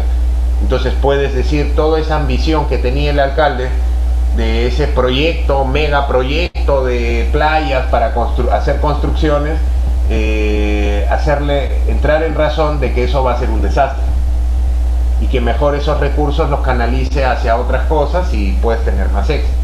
Pero tiene que ver mucho las personas. Y lamentablemente en nuestra sociedad, cuando alguien asume el poder, prácticamente se considera un dios. Y eso es en casi todos los casos, lo hemos visto. Cada uno tendrá sus ejemplos para comentar, pero es nuestra realidad, esa es parte de la realidad nacional. Por eso a veces nosotros tenemos que comprender cómo estamos. Es parte de ese proceso. Nosotros decimos, esos políticos corruptos. Sí, políticos corruptos, pero nosotros ¿cómo estamos? Ese político corrupto ha salido de la sociedad. Son como 2000 y tantos alcaldes, 20 y tantas regiones, un presidente. ¿De dónde salen esas personas? Y si ponemos en las planchas y en todas las contiendas políticas, ¿cuántos congresistas? 100 y tantos congresistas. ¿De dónde salieron esos señores? No salieron de otro país, no salieron de otra realidad, salieron de nosotros. Así que son una muestra, nos guste o no, y acá tal vez algunos difieran, pero yo siempre lo he considerado, realmente son una muestra representativa de nuestra sociedad, porque eso nos demuestra cómo estamos. Yo a mucha gente escucho y digo, fulano de tal es un corrupto y es un sinvergüenza, ¿cómo puede estar en el gobierno? ¿Y quién me lo dice? Una persona con denuncias de corrupción, o de robo, o de tráfico de, por ejemplo, si es en la universidad, de tráfico de notas, o de acoso, o de muchas cosas. Y me cuenta lo mal que estamos como para elegir a fulano de tal. Y mira quién lo dice. En algún momento, por ejemplo, le escuché a un conocido que era muy reconocido por estar metido en el narcotráfico y me decía que en este país ya no se puede vivir porque hay mucha inseguridad. ¿Y quién me lo decía? Un narcotraficante. O sea, nuestra sociedad, y eso no, bueno, quizá alguien diga, pero ese es un extremo, sí, pero de ahí vayamos a las cosas cotidianas. ¿Tienes carro? Bien. ¿Pagas cuando te ponen una multa o vas contento a pagar tu multa? ¿O la arreglas ahí? Si eres empresario, ¿haces tu declaración de manera correcta o buscas la forma de eludir el pago que tendrías que hacer? Inventas facturas, compras facturas y deduces de ahí para no tener que pagar impuestos. Entonces, todos de alguna u otra forma, en diferentes matices, somos realmente esta sociedad. Y si de ahí sacas a alguien de la esquina y lo pones de alcalde, que no te sorprenda, porque es justamente eso. Entonces tenemos que entender que la estrategia nacional tiene que basarse en conocer cómo estamos y cómo podemos cambiar, porque eso no es una cultura de valor, es de antivalor. Entonces, si nosotros podemos mejorar nuestra sociedad, tenemos que mejorar, lograr cambios primero individuales y obviamente poder trabajar en cómo lograr esos objetivos. Porque lamentablemente no hay que llegar a ser fatalistas, pero la inacción nos va a llevar a eso, o los diagnósticos equivocados. Es decir, no tener un real conocimiento de de lo que está ocurriendo, nos puede llevar al tacho de la basura. Miren el caso, perdonen que tú use este ejemplo, el caso Odebrecht. Generó mucha indignación nacional, y sí que Odebrecht por aquí, Odebrecht es la única empresa constructora con la que trabaja el gobierno peruano, o son miles de constructoras acá en los distritos más alejados, constructoras que se han formado en 24 horas y que tienen 50 o 60 proyectos. No es solo Odebrecht. Es más, Odebrecht dijeron que la corrompieron porque tenía que pagar para entrar. Y eso es más creíble al hecho de que Odebrecht ha venido a corromper a los políticos, a los inocentes funcionarios peruanos. Entonces, si yo me baso en una política, en el diseño de una política, pensando que la única empresa corrupta en el Perú es Odebrecht, todo se va al tacho de la basura, lo que quiere hacer. Y me estoy olvidando realmente dónde está la corrupción. Por eso también pasa por considerar cómo estamos como sociedad. Nuestra sociedad está muy mal en el tema de valores. Entonces eso tengo que hacerlo en el diagnóstico. Es una debilidad de mi sociedad. ¿Y cómo puedo cambiarla?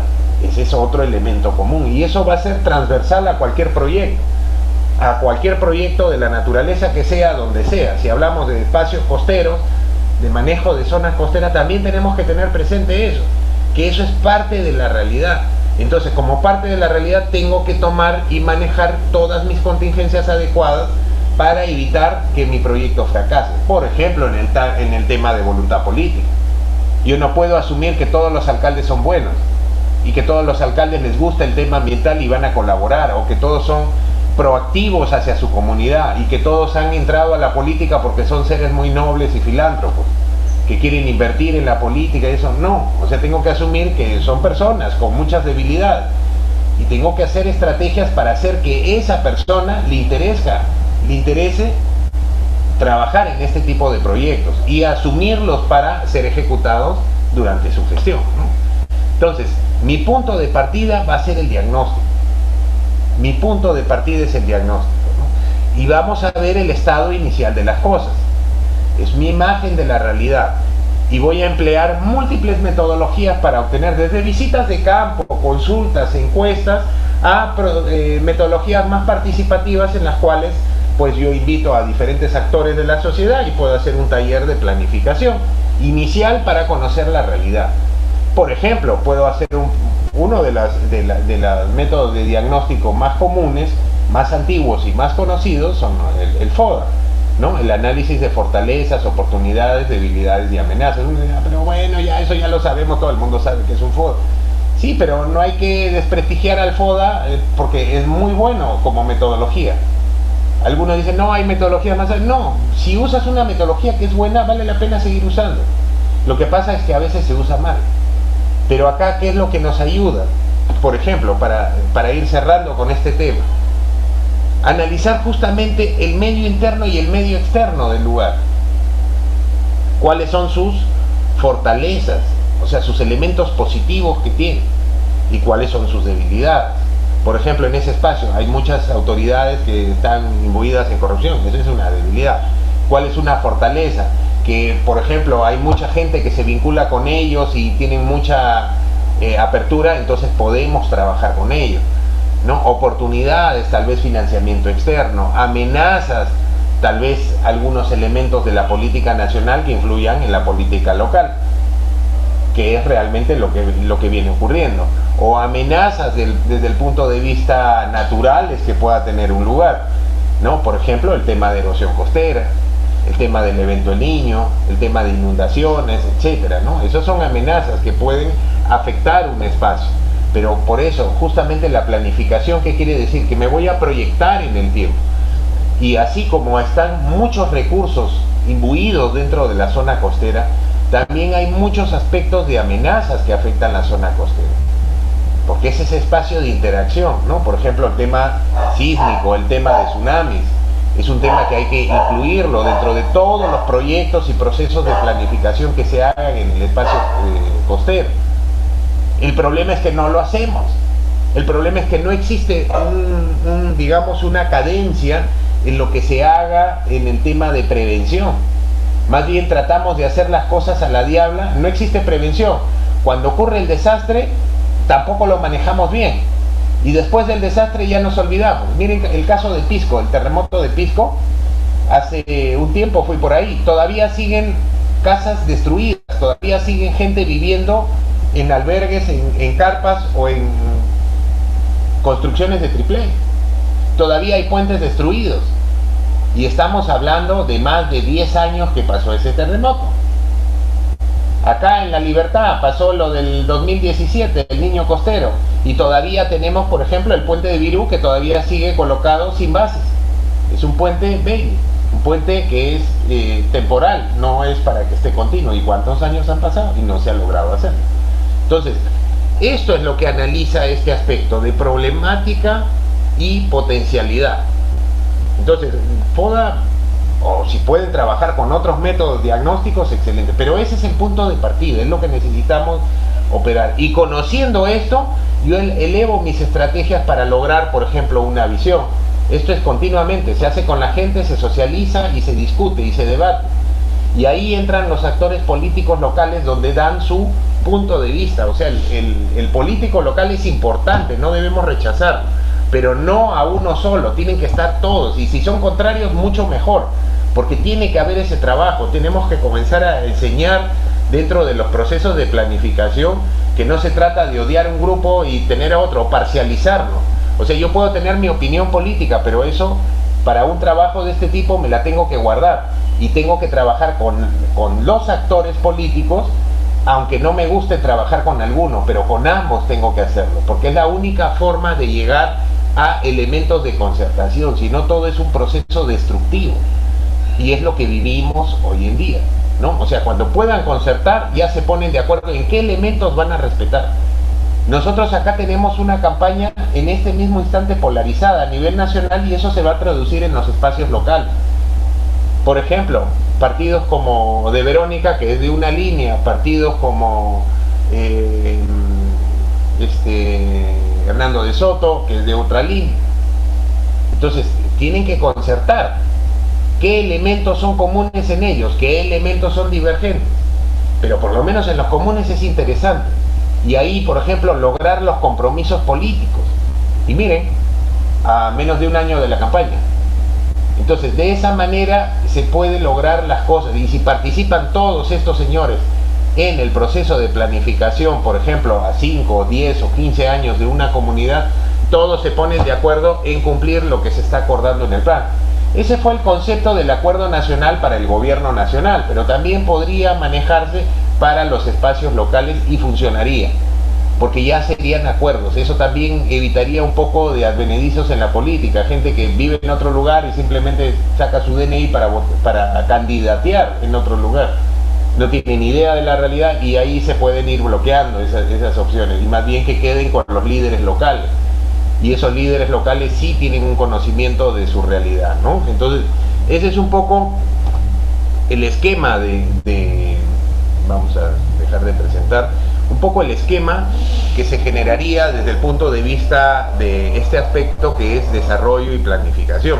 Planificación para el desarrollo, que es un poco la estrategia. Nosotros a nivel de gobierno tenemos el CEPLAN, ¿no?, que maneja el tema de planificación, pero dudo mucho, conociendo la realidad de lo que conozco del gobierno central, de algunos ministerios que he participado y trabajado varios aspectos, no hay mucha planificación. La planificación más bien es un requisito, es un trámite.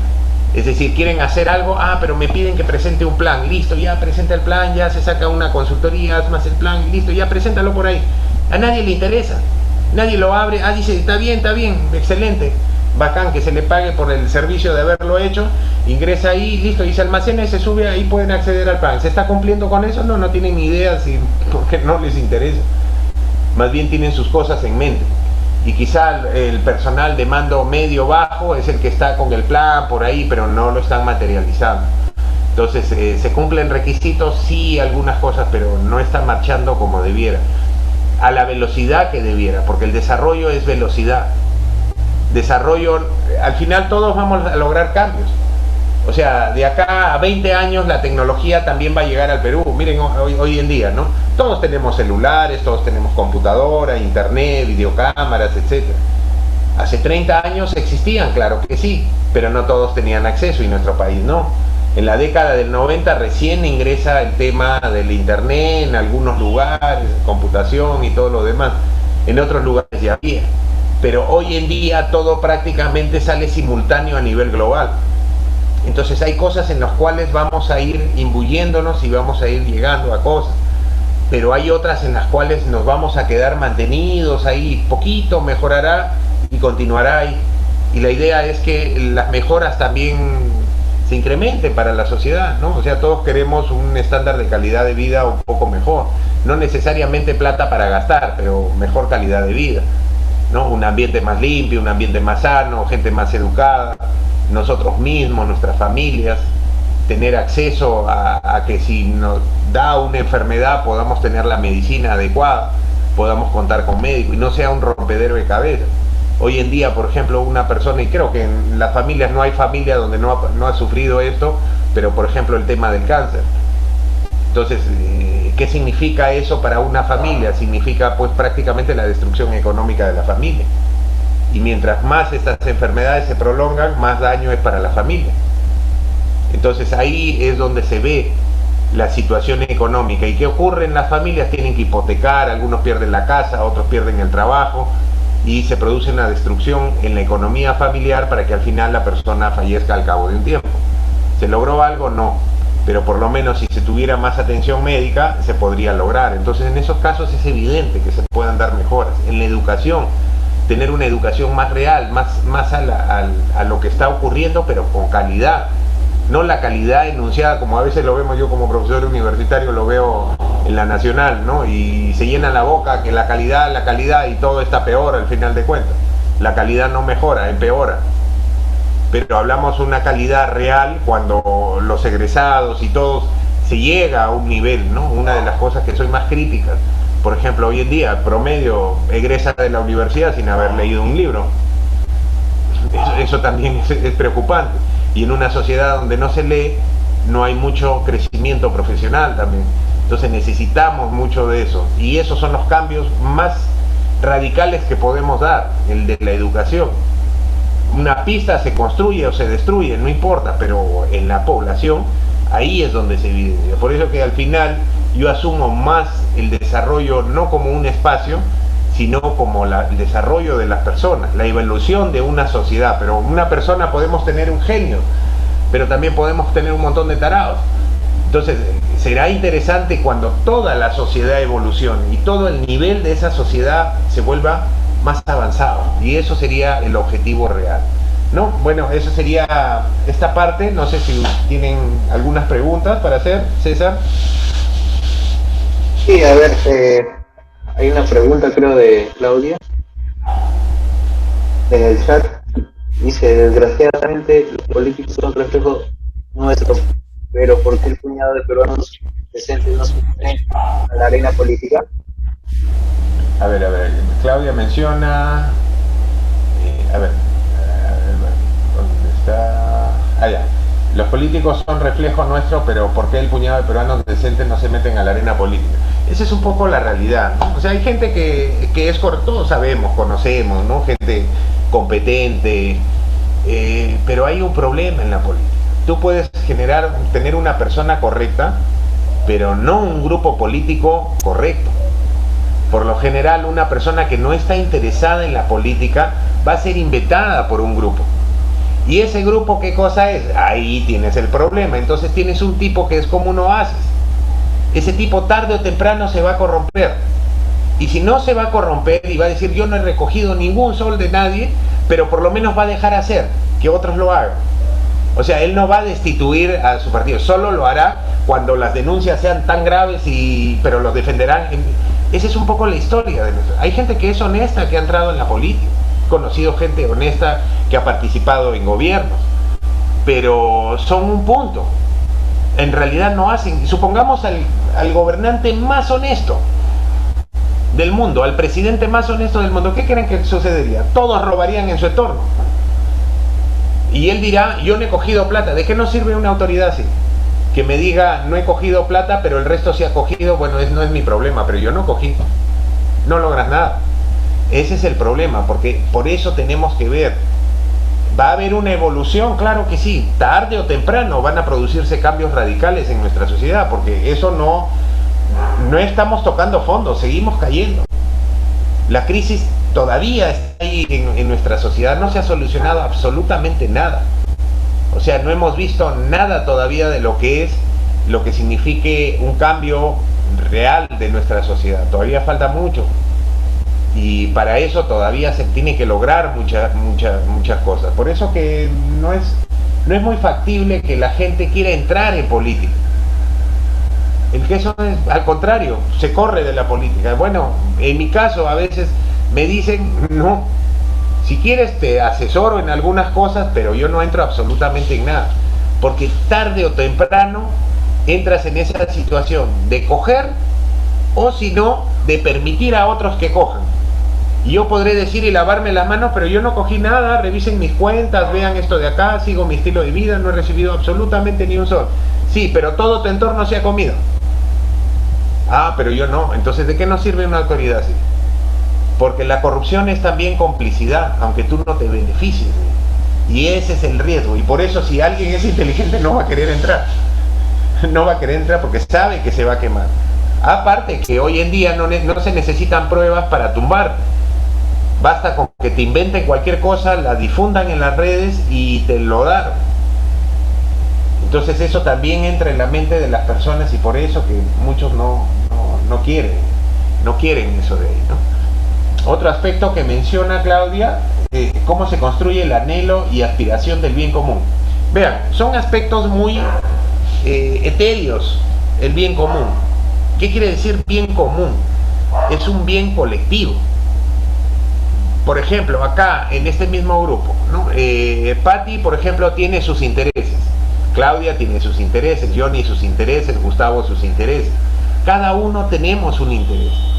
Y un interés que puede ser contrapuesto, ¿no? Por ejemplo, Patti quiere desarrollar tal actividad, Johnny tal actividad, Claudia tal, yo otra por ahí. Y no, ninguna es coincidente. Pero tiene que haber un elemento común en todos. Por ejemplo, en que tengamos seguridad desde el punto de vista del derecho, que lo que hagamos sea... por ejemplo, si hacemos un servicio, que nos paguen. Si tú haces un trabajo en lo que sea, que te paguen por ese trabajo. Al otro que le paguen, a otro, y así sucesivamente. Entonces, esa exigencia está basada en el derecho a que te paguen por un trabajo, por un esfuerzo. Ya, pero ¿qué pasa si alguien dice, ya, hiciste el trabajo, muy bien, gracias, no te voy a pagar? Entonces eso implica que el bien común ahí, el bien colectivo, es el derecho a resarcir o a satisfacer un servicio con una forma de pago convenida, y eso está en la legislación. Por eso que muchos aspectos de nuestra legislación están involucrados en el bien común, solo que tenemos que articularlos para poder acelerarlos. Ese es el tema. ¿Existen? Claro que sí. Por ejemplo, yo quiero salir en la noche y que no me asalten. Johnny también quiere salir, y Rosa, y Miguel, y Claudia, y etcétera. Todos quieren salir sin ser víctimas de violencia. Ese es un elemento común que tenemos todos, seguridad. Yo quiero encontrar un ambiente cada vez mejor para poder desempeñarme profesionalmente. Y tú también, y él también. Nadie estaría en contra de eso. Ya, ese es un elemento común. Eso es bien común, ¿no? Pero cuando se pierde eso, ya no se está abordando el bien común. Todos decimos en la legislación, todos tenemos los mismos derechos a tener la oportunidad de un trabajo en tal campo, cumpliendo estos requisitos. Listo, todos tenemos, pero al final se lo dan a fulano de tal por vara. Ya, ahí se está vulnerando ese derecho. Ahí no hay bien común. Por eso en los aspectos donde decimos la justicia para todos, eso es el bien común. No es dar plata, no es dar una casa, dar un beneficio, eso no es bien común. Bien común es lo que es para absolutamente todos. ¿Cómo construir? Ya tenemos, el Estado no ha nacido ayer, tenemos ya, nos vamos por el bicentenario. Entonces, en ese bicentenario se han hecho los experimentos normativos, legales, nuevas constituciones, leyes, por aquí, por allá. Y bueno, y más o menos tenemos la figura normativa de lo que tenemos acá, que muy mal no está en nuestro sistema de normas. Yo no soy abogado, pero cualquier abogado lo diría. Tenemos la norma. ¿Cuál es el problema? El problema es el cumplimiento. Entonces, ahí es donde tienen que abordar muchas estrategias, proyectos para lograr cumplimiento. Entonces, todas esas aspiraciones, todos esos deseos, una aspiración es un deseo del bien común es que toda la sociedad marche y se impulse, no una familia, no un grupito. ¿Cómo lo logramos? Para eso son los proyectos. De diferente índole, ¿no? O sea, proyectos políticos, en el campo político, en el campo de democracia, en el campo de gobernabilidad, en el campo de justicia. Y así, en cada uno hay líneas, grandes líneas, y en esas grandes líneas hay planes, programas y proyectos. ¿Cómo logramos eso? Dependiendo del tema que... Por ahora, lo que nos interesa es gestión de espacios costeros. Entonces, para la gestión de espacios que se ve todo, pues al final tiene el componente de justicia, tiene el componente de democracia, gobernabilidad. Si las instituciones son bajas y no son muy fuertes, pues esos proyectos caen, esas instituciones no funcionan. Imagínense, policía ecológica, ya listo, la tenemos, pero ¿qué pasa si la policía no tiene autoridad? Si cuando va la gente lo corre pedradas, no hay principio de autoridad. Entonces ahí es donde se tiene que trabajar el tema de institucionalidad. ¿Qué pasa si cuando llega la fiscalía y convoca a una reunión con la población para informarles de un tema, nadie quiere ir? Entonces hay un tema de institucionalidad. ¿Por qué la gente no quiere ir? No, porque nos cae mal esa fiscalía. Entonces ahí hay un problema. Entonces se ameritan trabajos. Pero ¿cómo sabemos que? Haciendo un diagnóstico de esa realidad. Es la única forma. Punto de partida para construir todo, conocer la realidad. Si no conoces tu realidad, no podemos seguir hablando de lo demás. Una vez que conoces la realidad, vas incorporando aspectos para cambiar esos aspectos que son debilidades, para anular o mitigar las amenazas cuando se produzcan. Ese es justamente el planeamiento. ¿Y arribas a qué?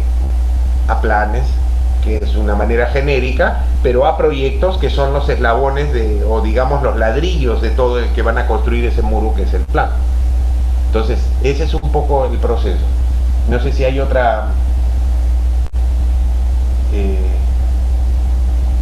Voy a preguntarle directamente si gustan. Sí, claro, para que sea tanto intermediario. Lo que quieran comentar o preguntar. Pati. Buenas noches, tengo una pregunta. Sí. Ayer, bueno, en la capacitación anterior nos comentaban que ya contamos con un plan del manejo integral de la zona costera en La Libertad, recién aprobado este año. Sí. Y nos indicaban de que la Libertad había sido sectorizado. ¿Me escucha? Sí, te escucho. Había sido sectorizado, nos comentaban Virú, Trujillo y creo que Pacasmayo y Chepén, algo así, pero que habían priorizado Trujillo, ya contábamos con un plan. ¿Qué opinión le merece este tipo de sectorización que han hecho? Y otra pregunta, ¿qué opinión también le merece acerca de que en la visión, nos comentaban que en la visión decía que para el 2024 ya contaban o ya existirían hasta ese entonces playas sin erosión costera? Ya, eso es que también hay aspectos. Yo he trabajado también algunos aspectos del plan, porque también soy parte del grupo técnico de manejo de zona marino costera. Entonces, se ha hecho planeamiento con los actores, pero hay cosas que son muy subjetivas de realizar. Un plan tiene que ser realista, en principio.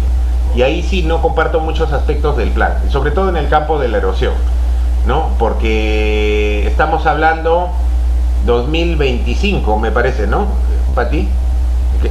¿Para qué fecha? 2024. 2024. O sea, en 4 años se solucionó todo el problema de playas, y eso es falso.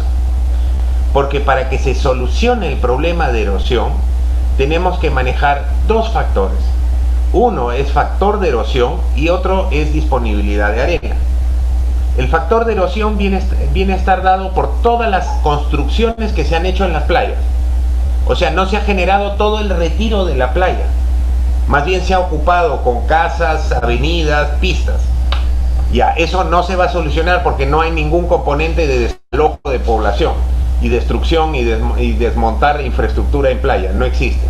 Y el otro componente es de arena, y la arena ya no se moviliza. ¿Por qué? Porque tendríamos que desmontar todo el proyecto Chavimochi, eliminar todas las poblaciones que se han ocupado en las zonas de desierto donde está el movimiento de arena, y esa arena al final va a llegar a la zona de playa.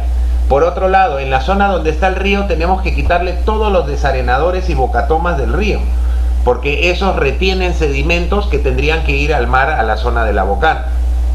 Y de esa manera tenemos disminución de zona de erosión y aumento de arena, con resultado ganancia de playa. En 5 años, y ninguno de esos aspectos se ha tomado en cuenta para el tema de erosión. Ni el tema de la producción de arena, ni el tema. La producción de arena se ha visto con lo que está almacenado detrás de Salaberry. Pero si yo hoy día elimino ese molón y vierto toda esa arena a las playas, en 2 o 3 años o 4 años desapareció la arena de nuevo, porque sigue estando la zona de erosión. Ese es el problema. Entonces ahí tiene que ser realista los planes. O sea, si yo quisiera hablar para hablar de realidad tendría que ponerle 10 años o 15 años. Ahora, si tienen en cuenta todos los factores que ocasionan erosión, ahí eso es otra pregunta. O solamente se ve el caso de Salaberry. Por ejemplo, se ha considerado que el mar ha aumentado casi 20 centímetros por efecto del calentamiento y el derretimiento. No, no se ha considerado. Se ha considerado todos los procesos históricos que se han llevado a cabo en las zonas de Playas de la Libertad. Tampoco se ha considerado. O sea, hay muchos factores que se dejan de lado. Y eso hace que, bueno, tengamos un plan y un documento y lo esbocemos por todos lados, pero que sea ejecutable y realmente lleguemos a algo, yo lo dudo.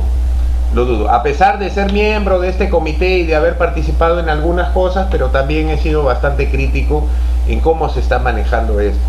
Ahí tiene que haber más oceanógrafos y menos políticos, tal vez, ¿no? Para hablar solamente de ese tema de erosión, porque de ahí tienes otros temas que están todos relacionados. Por ejemplo, el ordenamiento territorial es un tema también clave y vital, y ahí vinieron de Lima, justo de la Dirección de Ordenamiento Territorial del Ministerio del Ambiente, y tuvimos reuniones. Pero ¿de qué sirve hablar de la importancia del ordenamiento territorial si por lo bajo estás vendiendo tierras? Y la misma región es copartícipe de muchos aspectos del tráfico de tierras.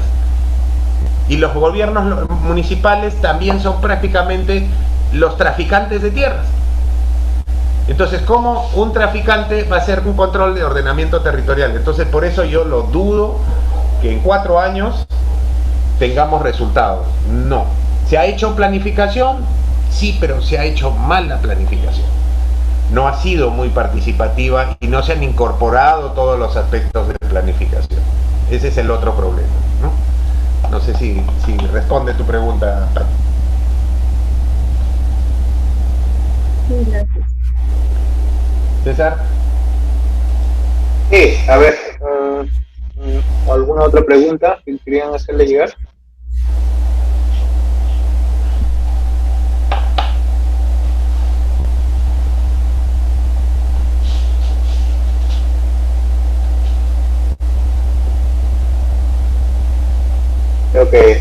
quieren hacer preguntas.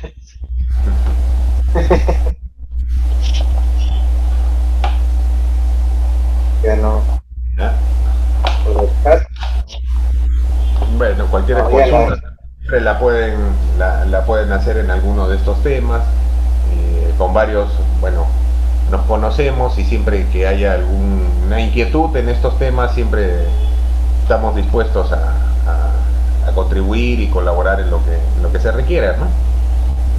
Es un tema que es bastante, hoy en día va a tomar bastante importancia el tema de zonas costeras y cada día se está viendo un poco más, ¿no? O sea, sí, a veces lo que puedo decir es un poquito tétrico, un poquito fatalista, pero aún así hay cosas que cada año va mejorando alguna cosita, se va logrando algún pequeño aspecto.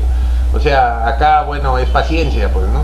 Claro que el ambiente, a veces el medio ambiente no tiene tanta paciencia y las manifestaciones y los daños van a otra velocidad, pero no podemos hacer más, ¿no? O sea, lo único es el esfuerzo que podamos hacer tanto individual como conjunto en ir mejorando poco a poco las cosas, tener un aspecto de opinión, participar en este tipo de actividades, ese es un elemento también de bastante utilidad, por lo menos para ir sembrando un poco ciertos aspectos y se considere lo más diverso que nos ayude a tener una representación real, ¿no? Es como en un estudio ambiental, ¿no? O sea, en el medio ambiente no hay una variable o dos variables, hay cientos o miles de variables. Mientras más elementos consignemos, más probabilidades tenemos de no sesgarnos tanto, pero aún así siempre nos vamos a sesgar.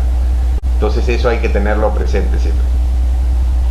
Muy bien, esa sería mi parte, les agradezco bastante por el tiempo, la paciencia y bueno, ojalá nos podamos ver este fin de semana en el tema con los que puedan, claro, para el tema de las islas Guañapes, ¿no? Si pueden. De todas maneras creo que va a quedar grabado, César, se va a hacer se va a grabar en video todo y de ahí lo van a postear, ¿no? Bueno, esa sería mi parte y les agradezco. Me despido, cuídense. Gracias, Gustavo. Chao. Gracias por tu disertación de hoy día y Gracias. está muy interesante, ¿no? Lo de día. Quería también, a ver, que me confirmen los chicos que Ya, quieren ir el ya, domingo. listo. Yo me voy desconectando. Sí, Cuídense. Chao, chao. muchas gracias, Gustavo. Quería ver, consultarles para lo de la Guañape. Ya, Claudia, si puede, entonces yo me coordino contigo por el WhatsApp. Patricia dijo que no podía porque está fuera de Chile, ¿no? Johnny, Miguel, a ver, Yo tampoco voy a poder, no sé, será otra oportunidad, creo. ya, no hay problema, no hay problema. Igual, como dice el profesor Gustavo, ¿no? Se va a filmar y se le envía poner el video ya. Ya, gracias. Igual, de En la repente, próxima cualquier semana. cosa le estoy avisando. Uh-huh. Sí, sí, me avisas con tiempo, sí, Ya, para coordinar ya, con lo de la gracias. embarcación. Uh-huh. Igual, Claudia, a ver, estamos coordinando. Como esa ya sería la última sesión, yo esta semana que viene también les estoy enviando su certificado, que es digital, ¿no? Por la participación en el curso. Así es que atento a sus correos o se los envío por el WhatsApp, ¿no? Digamos el certificado en archivo PDF. ¿Te parece? Sí, Sí, sí, está bien. disculpa, ¿también podrías enviarnos la grabación de cada sesión? ¿Perdón? ¿Podrías enviarnos la grabación de cada sesión? ¿Es posible? Sí, sí, justo yo lo estoy subiendo a YouTube, los videos de las clases anteriores. Entonces, nos faltaría el de hoy día nada más. Y lo que me está demorando es que no me han enviado los archivos que me habían ofrecido, ¿no? De digamos, los PowerPoint de las clases. Recién, por ejemplo, el profesor Gustavo me envió hoy día de la primera clase. El profesor Boca Negra me dijo que me iba a enviar, pero todavía no me lo enviaron. Entonces quiero de una vez tenerlo todo si les lo envío ya completo, ¿no? O si no, ya les estoy enviando el recurso, me lo están haciendo llegar. Pero los videos sí, sí los tengo y los voy a pasar el link y lo pueden ver. Sí, eso ya los tengo ahí, solo me faltaría el de hoy día. Nada más. Los demás sí creo que a Claudia ya les he pasado. Y el material también completo, les paso, como dice Rosa. ¿Sí? Denme un tiempito porque a veces sí demoran ellos en enviarlo. Todo eso. ¿Me parece?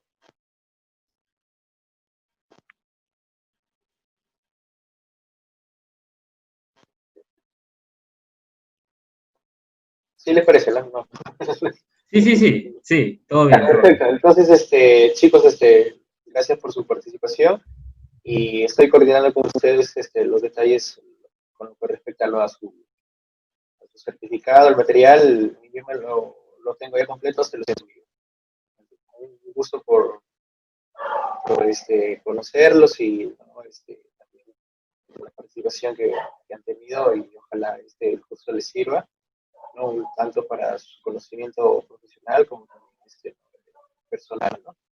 Un poco para todavía emplear este tema que es muy nuevo, como se ha visto, y también para reflexionar, ¿no? El tema ambiental, las cosas que se están haciendo, ¿no? Entonces, quiero agradecerlo nuevamente y estamos coordinando cualquier cosita con el libro. Gracias. Buenas noches. Ya, muchas gracias, igualmente, muchas gracias. Gracias. Hasta luego.